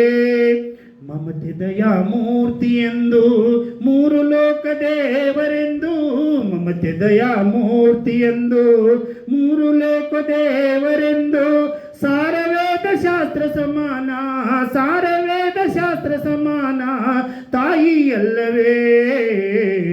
ನಮ್ಮನ್ನು ಹಡೆದವಳು ಹಡೆದು ಜೋಕೆ ಮಾಡಿದವಳು, ನಮ್ಮನ್ನು ಹಡೆದವಳು ಹಡೆದು ಜೋಕೆ ಮಾಡಿದವಳು ತಾಯಿಯಲ್ಲವೇ ನಮ್ಮ ತಾಯಿಯಲ್ಲವೇ, ತಾಯಿಯಲ್ಲವೇ ನಮ್ಮ ತಾಯಿಯಲ್ಲವೇ. ಸದಾ ನಿರಂತರವಾಗಿ, ಯಾಕಂದರೆ ಅವರು ಹಾಡುವಾಗ ಅಳುವುದು ಕಡಿಮೆ, ಇವತ್ತು ಹೊತ್ತು ನಮ್ಮನ್ನು ಕೂಡ ಒಂದು ಯಾವುದೋ ಲೋಕಕ್ಕೆ, ಯಾಕಂದರೆ ನಾವು ಸ್ಟೇಜ್ ಮೇಲೆ ನಿಂತೀವಿ ಅಂದ್ರೆ ಅವರಿಲ್ದ ನಾವಿಲ್ಲ, ನಾವಿಲ್ದ ಅವರಿಲ್ದ. ನಮ್ಮ ಜೊತೆಗೆ ನಮ್ಮ ಬಸವರಾಜ ಬರುವರವರು ಉತ್ತಮವಾದಂಥ ಸಂಗೀತ ಸೇವೆಯನ್ನು ನೀಡ್ತಾ ಏನೋ ಒಂದು ತಂಡವನ್ನು ಕಟ್ಟಿಕೊಂಡು ಇಲ್ಲಿವರೆಗೆ ಬಂದ್ವಿ. ಮೊನ್ನೆ ತಾನೇ ನಮ್ಮ ಅಂಗಡಿ ಸಾಹೇಬರು ಫೋನ್ ಮಾಡಿದರು, ಸರ್ ನಿಮ್ಗೆ ಸನ್ಮಾನ ಇಟ್ಕೊಂಡಿರುತ್ತೆ. ಯಾಕೆ ಸರ್ ಸನ್ಮಾನ ಅಂದಾಗಿಲ್ಲಪ್ಪ, ನಿವೃತ್ತರಾಗಿರಿ, ಯಾವುದೇ ರೀತಿಯ ಫಲಾಪೇಕ್ಷೆ ಇಲ್ದಂಗೆ ಕನ್ನಡ ಸಾಹಿತ್ಯ ಪರಿಷತ್ನಲ್ಲಿ ತಾವು ಕೆಲಸ ಮಾಡಿರಿ, ಅದಕ್ಕೆ ನಾವು ಸನ್ಮಾನ ಇಟ್ಕೊಂಡಿವಿ ಅಂದಾಗ ನನಗನ್ನಿಸ್ತು ಸರ್ ಈ ಸನ್ಮಾನಕ್ಕಿಂತ ಯಾವಾಗಲೂ ನಮ್ಮ ಮೇಲೆ ತಾವು ಅಭಿಮಾನ ಇಟ್ಟು ಅದೇನೋ ಒಂದು ಹಿನ್ನೆಲೆಯಾಗಿರ್ತಕ್ಕಂಥ ಒಂದು ಆಶೀರ್ವಾದ ಸಾಕು ಸರ್, ನನಗೆ ಸನ್ಮಾನ ಬೇಡ ಅಂದರೂ ಕೂಡ ಅವರು ಇಲ್ಲ ನೀವು ಬರಲೇಬೇಕು ಅಂತ ಅನ್ನುವಂಥ ಮಾತನ್ನು ಹೇಳಿದಾಗ ಸಂದರ್ಭದಲ್ಲಿ ಒಪ್ಪಿಕೊಂಡೆ. ಆದರೆ ಕಣಿವೆ ಅವರು ಇವತ್ತು ನನಗೊಂದು ಮೋಸ ಮಾಡಿದರು. ನಾನು ನಮ್ಮ ಧರ್ಮ ಪತ್ನಿನ ಕರ್ಕೊಂಬರ್ತೇನೆ, ನೀವು ಕರ್ಕೊಂಬರ್ರಿ ಅಂತಂದರು. ಈಗ ಮನೆಯಾಗ ಏನಾಗಿತ್ತು ವ್ಯತ್ಯಾಸ ಗೊತ್ತಾಗಿಲ್ಲ, ಅವ್ರು ಬಿಟ್ಟು ಬಂದರು, ನಾನು ಕರ್ಕೊಂಡು ಬಂದಿಷ್ಟ. ಆದರೂ ಕೂಡ ಬಂದೇನಾದ್ಮೇಲೆ ನಮ್ಮ ಹೆಣ್ಮಕ್ಳನ್ನ ಕರೆದು ಕುಂದಿಸ್ಕೊಂಡು ನಾವು ಸನ್ಮಾನ ಮಾಡಿದೆ. ಬಟ್ ಅವನ ಮೇಲೆ ಇರ್ತಕ್ಕಂಥ ಸಿಟ್ಟು ನನಗೆ ಹಾಗೆ ಉಳಿತದೆ. ಹೀಗಾಗಿರಲಿ, ಈ ರೀತಿ ಒಂದು ಅಚ್ಚುಕಟ್ಟಾದಂಥ ಈ ಸಂದರ್ಭದಲ್ಲಿ ಇಷ್ಟೆಲ್ಲ ನನ್ನ ಸಹೋದರಿಯರ ಜೊತೆಗೆ ನನ್ನ ಗೆಳೆಯ ಪ್ರಸನ್ನ ಅವರು ನನ್ನ ಸಹೋದರಿ ಜಕ್ಕಣ್ಣವ್ರ ಮೇಡಮ್ ಅವರು ಇರ್ಬೋದು, ಎಲ್ಲ ನನ್ನ ಬಳಗ ಬಂದಿದೆ. ನಿಜವಾಗಲೂ ಹೆಮ್ಮೆ ಅನ್ನಿಸ್ತದೆ. ಯಾಕಂದರೆ ರಿಟೈರ್ಡ್ ಆದಮೇಲೆ ಸನ್ಮಾನ ತೊಗೊಳ್ಳೋದು ಬೇರೆ, ಸರ್ವಿಸ್ನಾಗ ಯಾವುದಾದ್ರೂ ಒಂದು ಸಾಧನೆ ಇದ್ದಾಗ ಸನ್ಮಾನ ತೊಗೊಳ್ಳೋದು ಬೇರೆ. ಅದೊಂದು ಖುಷಿನೇ ಬೇರೆ ಇರ್ತದೆ, ಇದೊಂದು ಖುಷಿನೇ ಬೇರೆ. ಈಗ ಎಲ್ಲರೂ ಈ ಒಂದು ಕಾರ್ಯಕ್ರಮಕ್ಕೆ ತಾವು ಸಾಕ್ಷಿಯಾಗಿದ್ರಿ. ಹೆಚ್ಚು ನನ್ನ ಸೇವಾ ಅವಧಿ ಒಳಗೆ ನಾವು ಗುರುತಿಸ್ಕೊಂಡಿದ್ದು 2 ಸಂಸ್ಥೆಗಳಿಂದ. ಒಂದು ಸ್ಕೌಟ್ ಆ್ಯಂಡ್ ಗೈಡು, ಅದನ್ನು ಬಿಟ್ಟರೆ ನಮ್ಮ ಜಿಲ್ಲಾ ಮತ್ತು ತಾಲೂಕಾ ಕನ್ನಡ ಸಾಹಿತ್ಯ ಪರಿಷತ್. ಯಾಕಂದರೆ ಬರೀ ಶಿಕ್ಷಕನಾಗಿ ಬಹುಶಃ ನಾನು ಸೇವೆ ಸಲ್ಲಿಸಿದ್ರೆ ಇಷ್ಟೊಂದು ಅಲ್ಪ ಸ್ವಲ್ಪ ನನ್ನ ಹೆಸರು ಮುನ್ನೆಲೆಗೆ ಬರ್ತಿತ್ತೋ ಇಲ್ಲೋ ಗೊತ್ತಿಲ್ಲ. ಆದರೆ ಈ 2 ಸಂಸ್ಥೆಯಲ್ಲಿ ನಾನು ಕೆಲಸ ಮಾಡಿದ್ದರಿಂದ ಜನ ನನಗೆ ಶಿಕ್ಷಕ ಅನ್ನೋದಕ್ಕಿಂತ ಸಾಹಿತ್ಯ ಪರಿಷತ್ತಿನ ಒಬ್ಬ ಸದಸ್ಯ, ಇವರು ಸಾಹಿತ್ಯ ಪರಿಷತ್ತಿನಲ್ಲಿ ಒಬ್ಬ ಕಲಾವಿದ ಅಂತ ತಿಳ್ಕೊಂಡು ಗುರುತಿಸ್ತಾರೆ. ಅದು ನನಗೆ ಭಾಳ ಹೆಮ್ಮೆ ಆಗಿದೆ. ಅದೇ ರೀತಿ ಸ್ಕೌಟ್ ಗೈಡ್ನಲ್ಲಿ ಈಗಾಗಲೇ ನಾನು ಕಮಿಷನರ್ ಅಂತ ಕೆಲಸ ಮಾಡ್ತಾಯಿದ್ದೇನೆ. ನಮ್ಮ ಸರ್ ಹೇಳ್ದಂಗೆ ಅತ್ಯಂತ ಹಿರಿಯರಾದಂಥ ಕಟ್ಟಿಯವರು ನಮ್ಮ ಜೊತೆಗಲ್ಲಿದ್ದಾರೆ. ಹೀಗೆ ನಮ್ಮ ಸೇವಾ ಅವಧಿ ಒಳಗೆ ಕೇವಲ ಶಿಕ್ಷಕರಾಗಿ ಸೇವೆ ಸಲ್ಲಿಸಿದ್ರೆ ಈ ರೀತಿ ಸಂಘ ಸಂಸ್ಥೆಗಳೊಂದಿಗೆ ಒಡನಾಟ ಇಟ್ಕೊಂಡು ನಾವು ಸೇವೆ ಮಾಡಿದರೆ ಏನೋ 4 ಜನ ನಮ್ಮನ್ನು ಗುರುತಿಸಿ ಮುಂದೆ ಕರೀತಾರೆ ಅನ್ನುವಂಥ ಒಂದು ನಿದರ್ಶನ ಈ ಒಂದು ಕಾರ್ಯಕ್ರಮ ಸಾಕ್ಷಿ ಅಂತ ನನಗೆ ಹೇಳಿಕ್ಕೆ ಹೆಮ್ಮೆ ಅನ್ನಿಸ್ತದೆ. ಮತ್ತು ಯಾವುದೇ ಒಂದು ನಮ್ಮ ಕನ್ನಡ ಸಾಹಿತ್ಯ ಪರಿಷತ್ತಿನ ಕಾರ್ಯಕ್ರಮ ಬರಲಿ, ನಾವು ಕಣಿವೆಯವರು ಗೊರವರವರು ನಮಗೆ ಕೊಡುವಂಥ ಜವಾಬ್ದಾರಿ ಏನಂತಂದ್ರೆ ಬೆಳಿಗ್ಗೆ 7 ಗಂಟೆಗೆ ಜರುಗುವಂಥ ಧ್ವಜಾರೋಹಣ ಕಾರ್ಯಕ್ರಮ ನಮ್ಮ ಕೊಳ್ಳಿಗೆ ಹಾಕಿಬಿಡ್ತಿದ್ರು ಸರ್. ನಾವು ಅದರ ಹಿಂದಿನ ದಿನ ಅದನ್ನೆಲ್ಲ ಅಚ್ಚುಕಟ್ಟಾಗಿ ವ್ಯವಸ್ಥೆ ಮಾಡಿಕೊಂಡು ಧ್ವಜವನ್ನು ನಿಲ್ಲಿಸಿ ಧ್ವಜ ಕಟ್ಟಿ ಬಂದಾಗ ಜಿಲ್ಲಾಧಿಕಾರಿಗಳಿರ್ಬೋದು, ಯಾರು ಅತಿಥಿಗಳಾಗಿ ಮುಖ್ಯ ಅತಿಥಿಗಳಾಗಿ ಬರ್ತಾರೋ ಅವ್ರ ಜೊತೆಗೆ ನಾವು ಅವರ ಅಮೃತ ಹಸ್ತದಿಂದ ಧ್ವಜಾರೋಹಣ ಮಾಡಿಬಿಟ್ರೆ ಮುಂದೆ ನಾವು ಏನಾಗ್ತಿದ್ವಿ ಅಂದ್ರೆ ಆರಾಮಾಗಿರ್ತಿದ್ವಿ. ಮತ್ತು ಸಾಯಂಕಾಲ RV ದೇಶಪಾಂಡೆ ಅವರು ನಮ್ಮ ಜಿಲ್ಲಾ ಉಸ್ತುವಾರಿ ಮತ್ತು ಬೃಹತ್ ಸಚಿವ ಕೈಗಾರಿಕಾ ಸಚಿವರಿದ್ದಾಗ ಅವ್ರ ಕಡೆಯಿಂದ ನಾನು ಧ್ವಜಾರೋಹಣ ಮಾಡಿಸಿದ್ದು ನಿಜವಾಗಲೂ ನನ್ನ ಜೀವಿತ ಅವಧಿವರೆಗೂ ನೆನಪಿರುವಂಥ ಒಂದು ಘಟನೆ ಅದು. ಅದನ್ನು ಒದಗಿಸಿಕೊಟ್ಟಿದ್ದು ಯಾರಪ್ಪ ಅಂದರೆ ನಮ್ಮ ಅಂಗಡಿ ಸರ್. ನಿಜವಾಗಲೂ ನನಗೆ ಹೆಮ್ಮೆ ಆಗ್ತದೆ. ಅದು ಎಲ್ಲ ಪೇಪರ್ನಾಗ ಬಂತು, TV ಒಳಗೆ ಬಂತು. ಇಡೀ ರಾಜ್ಯ ಅಂತದ ನಮ್ಮ ಸ್ಕೌಟ್ ಗೈಡು ಮುಖ್ಯ ಕಚೇರಿಗೆ ತಲುಪಿ ನೋಡ್ರಿ ಧಾರವಾಡ ಜಿಲ್ಲೆಯಲ್ಲಿ ನಮ್ಮ ಸ್ಕೌಟ್ ಗೈಡು ಈ ರೀತಿ ಕೆಲಸ ಮಾಡ್ತಾಯಿದೆ ಅನ್ನುವಂಥ ಒಂದು ಮಾತನ್ನು ನಮ್ಮ ರಾಜ್ಯದ ಮುಖ್ಯ ಆಯುಕ್ತರು PGR ಸಂಧ್ಯಾ ಒಂದು ದೊಡ್ಡ ಸಭೆಯಲ್ಲಿ ಹೇಳಿದ್ದು ನನಗೆ ಭಾಳ ಒಂದು ಹೆಮ್ಮೆ ಮತ್ತು ಸಂತೋಷವನ್ನು ತಂದಂಥ ಒಂದು ಘಟನೆ ಅಂತ ಹೇಳ್ತಾ ಭಾಳ ಮಾತಾಡೋದಿಲ್ಲ. ಯಾಕಂದರೆ IPL ಕ್ರಿಕೆಟ್ ಒಂದು ನಡೆದಿದೆ, ಒಂದಿಷ್ಟು ಮಂದಿ ಆ ಕಡೆಯೂ ಇರ್ತದೆ. ಕೊನೆಗೆ ಒಂದು ಸಣ್ಣದೊಂದು ಜನಪದ ಹಾಡನ್ನು ಹೇಳಿ ನಾನು, ಯಾಕಂದರೆ ನಮ್ಮನ್ನು ನಿಂದಿರಿಸಿದ್ರು ಒಂದು ಹಾಡು ಹೇಳಾರ್ದ ನಾವು ಕುಂದಿರೋದಿಲ್ಲ ರೀ. ನಾವು ಹೆಂಗಾರ ಹಾಡಲಿ ನೀವು ಕೇಳಬೇಕು, ನಾವು ಹೆಂಗಾರ ಹಾಡಿ ನಾವು ಕುಂದಿರ್ತೀವಿ ಅಂತ ಹೇಳ್ತಾ ಒಂದು ಸಣ್ಣ ಜನಪದ ಹಾಡನ್ನು ಹೇಳಿ ನನ್ನ ಒಂದು ಈ ಮಾತಿಗೆ ವಿರಾಮ ಹೇಳ್ತೀನಿ ಅಂತ ಹೇಳ್ತಾ, ಊರ ಮುಂದಿನ ಬಾವಿ ಯಾರ ತೋಡಿದರೇನ, ಕಾಲು ಜಾರಿದರೆ ಕೈಲಾಸ, ಕಾಲು ಜಾರಿದರ ಕೈಲಾಸ, ನನ್ನ ತಂಗಿ ಮನಸ್ಸು ಜಾರಿದರ ವನವಾಸ, ಮನಸ್ಸು ಜಾರಿದರ ವನವಾಸ.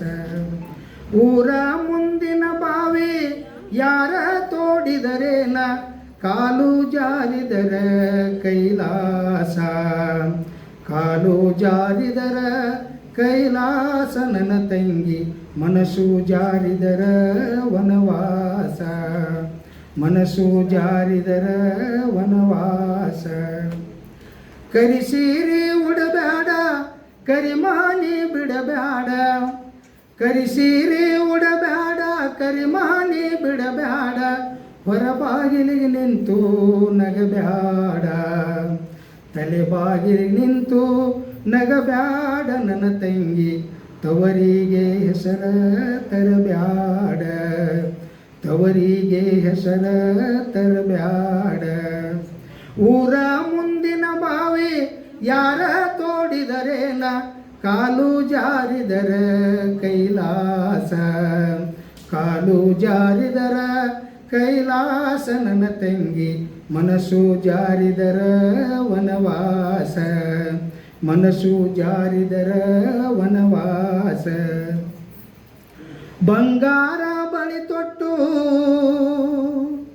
ಬಂಗಾರ ಬಳಿ ತೊಟ್ಟು ಗಂಡನ ಮರಿಬೇಡ, ಬಂಗಾರ ನಿನಗ ಸ್ಥಿರವಲ್ಲ, ಬಂಗಾರ ನಿನಗ ಸ್ಥಿರವಲ್ಲ ನನ್ನ ತಂಗಿ, ಬಿಸಿಲು ಹರಡುವುದು ತಡವಲ್ಲ, ಬಿಸಿಲು ಹರಡುವುದು ತಡವಲ್ಲ.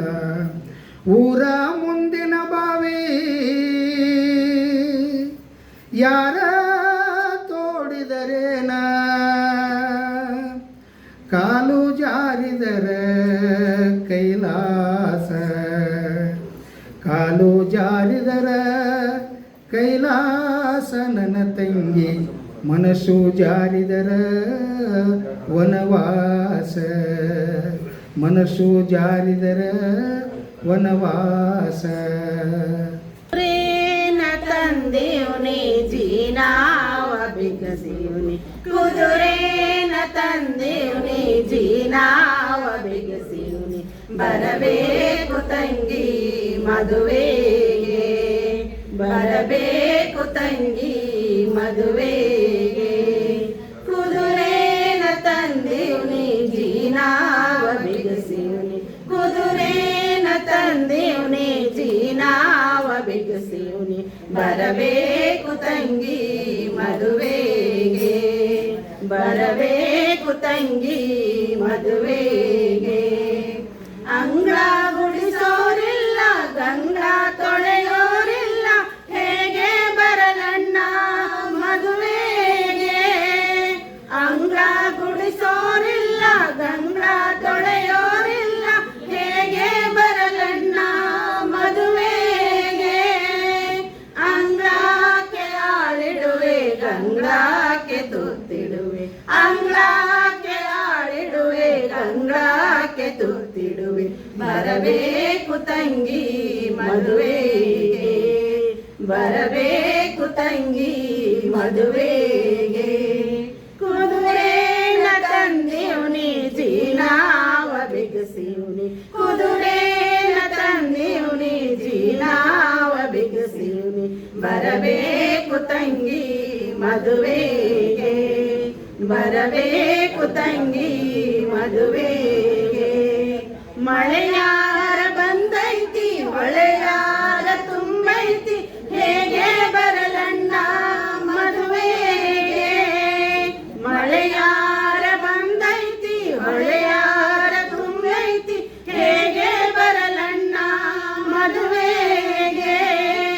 ಚಿನ್ನಾದ ಹರಿಗೋಲ್ಗೆ ರನ್ನಾದ ಹುಟ್ಟಾಕಿ, ಚಿನ್ನಾದ ಹರಿಗೋಲ್ಗೆ ರನ್ನಾದ ಹುಟ್ಟಾಕಿ, ಜೋಕೇಲಿ ನಿನ್ನ ಕರೆದೊಯ್ವೆ, ಜೋಕೇಲಿ ನಿನ್ನ ಕರೆದೊಯ್ವೆ, ಬರಬೇಕು ತಂಗಿ ಮದುವೆಗೆ, ಬರಬೇಕು ತಂಗಿ ಮದುವೆಗೆ. ಕುದುರೆನ ತಂದೆಯವನೇ ಜೀನಾವ ಬಿಗಸಿಯವನೇ, ಕುದುರೆನ ತಂದೆಯವನೇ ಜೀನಾವ ಬಿಗಸಿಯವನೇ, ಬರಬೇಕು ತಂಗಿ ಮದುವೆಗೆ, ಬರಬೇಕು ತಂಗಿ ಮದುವೆಗೆ. ಅಪ್ಪ ಇದ್ದರೆ ಎನ್ನ ಸುಮ್ಮನೆ ಕಳುಹೋರೆ, ಅಮ್ಮನಿಲ್ಲದ ತವರಲ್ಲಿ. ಅಪ್ಪ ಇದ್ದರೆ ಎನ್ನ ಸುಮ್ಮನೆ ಕಳುಹೋರೆ, ಅಮ್ಮನಿಲ್ಲದ ತವರಲ್ಲಿ. ಬಂದಾರ ಬಂದೇನ ಬಗದಾಗ ನಿಂತೇನ, ಬಂದಾರ ಬಂದೇನ ಬಗದಾಗ ನಿಂತೇನ, ಹರುಷದಿದ್ದಾರೆ ಎರದೇನ, ಹರುಷದಿದ್ದಾರೆ ಎರದೇನ. ಕುದುರೆನ ತಂದೆಯವನೇ ಜೀನಾವ ಬಿಗಸಿಯವನೇ, ಕುದುರೆನ ತಂದೆಯವನೇ ಜೀನಾವ ಬಿಗಸಿಯವನೇ, ಬರಬೇಕು ತಂಗಿ ಮದುವೆಗೆ, ಬರಬೇಕು ತಂಗಿ ಮದುವೆಗೆ. ಕುದುರೆನ ತಂದೆಯವನೇ ಜೀನಾವ ಬಿಗಸಿಯವನೇ, ಕುದುರೆನ ತಂದೆಯವನೇ ಜೀನಾವ ಬಿಗಸಿಯವನೇ, ಬರಬೇಕು ತಂಗಿ ಮದುವೆಗೆ, ಬರಬೇಕು ತಂಗಿ ಮದುವೆಗೆ, ಬರಬೇಕು ತಂಗಿ ಮದುವೆಗೆ. ಬಂದ ತಕ್ಷಣ ಏನಂತಾರ್ರಿ, ಹೋಗ್ರಿ ಅಲ್ಲಿ ಟಿಫನ್ ಐತೆ ಟಿಫನ್ ಮಾಡ್ರಿ, ಬಿಸಿ ಬಿಸಿ ಚಹಾ ಕುಡ್ರಿ, ಧ್ವನಿ ಸರಳ ಆಗ್ತದ ಅಂತ. ಮನ್ಯಾಗ ಉಪ್ಪಿಟ್ಟು ಚಹಾ ಇರ್ತೈತ್ರಿ, ಆದ್ರೆ ನಾವೇ ಎಲ್ಲರಿಗೂ ಮಾಡ್ಕೊಡ್ಬೇಕು. ಆರಿನ ಮೇಲೆ ನಾವು ತಿನ್ಬೇಕು ಅಂತ ಪರಿಸ್ಥಿತಿ, ಹೌದಲ್ರಿ? ಅದಕ್ಕೆ ಇದು ನಮಗೆ ಎಲ್ಲ ಮಹಿಳಾ ಮಂಡಳದವ್ರಿಗೂ ನಮ್ಗೆ ಇದು ತವ್ರ ಮನಿನ ಇದು. ಅದಕ್ಕೆ ನಾವು ಎಲ್ಲರಿಗೂ ಕೂಡ ಒಂದು ನಮಸ್ಕಾರ ಹೇಳ್ತಾ, ಅಣ್ಣ ತಮ್ಮರು ಬೇಕು, ಬೆನ್ನು ತಟ್ಟುವರು ಸಭೆಯೊಳಗೆ, ಬೆನ್ನು ತಟ್ಟುವರು ಸಭೆಯೊಳಗೆ, ಸಾವಿರವನ್ನು ಕಟ್ಟುವರು ಉಡಿಯೊಳಗೆ. ಹೆಣ್ಣಿನ ಜನುಮಕ್ಕೆ ಅಣ್ಣ ತಮ್ಮರು ಬೇಕು, ಬೆನ್ನು ತಟ್ಟುವರು ಸಭೆಯೊಳಗೆ, ಬೆನ್ನು ತಟ್ಟುವರು ಸಭೆಯೊಳಗೆ, ಸಾವಿರವನ್ನು ಕಟ್ಟುವರು ಉಡಿಯೊಳಗೆ. ಹೆಣ್ಣಿನ ಜನುಮಕ್ಕೆ ನನಗೆ ಯಾರಿಲ್ಲಂತ ಮನದಾಗ ಮರುಗಿದರ, ಪರನಾಡಲೊಬ್ಬ ಹರಿಸೂರ್ಯ. ನನಗೆ ಯಾರಿಲ್ಲಂತ ಮನದಾಗ ಮರುಗಿದರ, ಪರನಾಡಲೊಬ್ಬ ಪ್ರತಿಸೂರ್ಯ. ಪರನಾಡಲೊಬ್ಬ ಪ್ರತಿಸೂರ್ಯ, ನನ್ನ ಅಣ್ಣ ಬಿದಿಗೆ ಚಂದ್ರಮ ಉದಿಯಾದ. ಪರನಾಡಲೊಬ್ಬ ಪ್ರತಿಸೂರ್ಯ, ನನ್ನ ಅಣ್ಣ ಬಿದಿಗೆ ಚಂದ್ರಮ ಉದಿಯಾದ. ಮನೆಯ ಪಿಂದಲ ಮಾವು ಮಿಡಿದಾಗ ನಮ್ಮೆಂದು ಕರೆದಾಗ ಬಂದ ನನ್ನ ಅಣ್ಣ. ಮನೆಯ ಹಿಂದಲ ಮಾವು ಮಿಡಿದಾಗ ನಮ್ಮೆಂದು ಕರೆದಾಗ ಬಂದ ನನ್ನ ಅಣ್ಣ. ಕರೆದಾಗ ಬಂದ ನನ್ನ ಅಣ್ಣ, ಬಾಳೆಯ ಗೊನೆಯಾಂಗ ತೋಳ ತಿರುಗೂತ. ಕರೆದಾಗ ಬಂದ ನನ್ನ ಅಣ್ಣ, ಬಾಳೆಯ ಗೊನೆಯಾಂಗ ತೋಳ ತಿರುಗೂತ. ಹೆಣ್ಣಿನ ಜನುಮಕ್ಕೆ ಅಣ್ಣ ತಮ್ಮರು ಬೇಕು, ಬೆನ್ನು ತಟ್ಟುವರು ಸಭೆಯೊಳಗೆ, ಬೆನ್ನು ತಟ್ಟುವರು ಸಭೆಯೊಳಗೆ, ಸಾವಿರವನ್ನು ಕಟ್ಟುವರು ಉಡಿಯೊಳಗೆ. ಹೆಣ್ಣಿನ ಜನುಮಕ್ಕೆ ಸರದಾರ ಬರುವಾಗ ಸುರಿದಾವ ಮಲ್ಲಿಗೆ, ದೊರೆ ನನ್ನ ತಮ್ಮ ಬರುವಾಗ. ಸರದಾರ ಬರುವಾಗ ಸುರಿದಾವ ಮಲ್ಲಿಗೆ, ದೊರೆ ನನ್ನ ತಮ್ಮ ಬರುವಾಗ. ದೊರೆ ನನ್ನ ತಮ್ಮ ಬರುವಾಗ, ಯಾಲಕ್ಕಿ ಕೊನೆ ಬಾಗಿ ಹಾಲ ಸುರಿದಾವ. ದೊರೆ ನನ್ನ ತಮ್ಮ ಬರುವಾಗ, ಯಾಲಕ್ಕಿ ಕೊನೆ ಬಾಗಿ ಹಾಲ ಸುರಿದಾವ. ಅಣ್ಣ ಬರ್ತಾನಂತ ಅಂಗಳಕ್ಕೆ ಕೈ ಕೊಟ್ಟು, ನನ್ನ ಬಚ್ಚಲಿಗೆ ಮಣೆ ಹಾಕಿ. ಅಣ್ಣ ಬರ್ತಾನಂತ ಅಂಗಳಕ್ಕೆ ಕೈ ಕೊಟ್ಟು, ನನ್ನ ಬಚ್ಚಲಿಗೆ ಮಣೆ ಹಾಕಿ. ನನ್ನ ಬಚ್ಚಲಿಗೆ ಮಣೆ ಹಾಕಿ ಕೇಳೇನ ಅಣ್ಣ, ತನ್ನಗಿಹರಲ್ಲ ತವರವರು. ನನ್ನ ಬಚ್ಚಲಿಗೆ ಮಣೆ ಹಾಕಿ ಕೇಳೇನ ಅಣ್ಣ, ತನ್ನಗಿಹರಲ್ಲ ತವರವರು. ಹೆಣ್ಣಿನ ಜನುಮಗೆ ಅಣ್ಣ ತಮ್ಮರು ಬೇಕು, ಬೆನ್ನು ತಟ್ಟುವರು ಸಭೆಯೊಳಗೆ, ಬೆನ್ನು ತಟ್ಟುವರು ಸಭೆಯೊಳಗೆ, ಸಾವಿರವನ್ನು ಕಟ್ಟುವರು ಉಡಿಯೊಳಗೆ. ಹೆಣ್ಣಿನ ಜನುಮಗೆ ನನ್ನ ಮನೆಯಿಂದ ಅತ್ತೆಯ ಮನೆಗೆ ಹೋಗಿ, ಮುತ್ತಂತೆ ಬಾಳು ನನ್ನ ತಂಗಿ, ಮುತ್ತಿನುಂಗುರದ ಮನೆಯಾಗಿ, ಮುತ್ತಿನುಂಗುರದ ಮನೆಯಾಗಿ. ಮರಿಬೇಡ ತವರೂರು, ವರ್ಷಕ್ಕೆ ಒಮ್ಮೆ ತೇರು. ಮರಿಬೇಡ ತವರೂರು, ವರ್ಷಕ್ಕೆ ಒಮ್ಮೆ ತೇರು. ಕಷ್ಟ ಇರಲಿ ನೂರು, ಕಷ್ಟ ಇರಲಿ ನೂರು, ಮರಿಬೇಡ ಅಣ್ಣನ ಸೂರು. ಮರಿ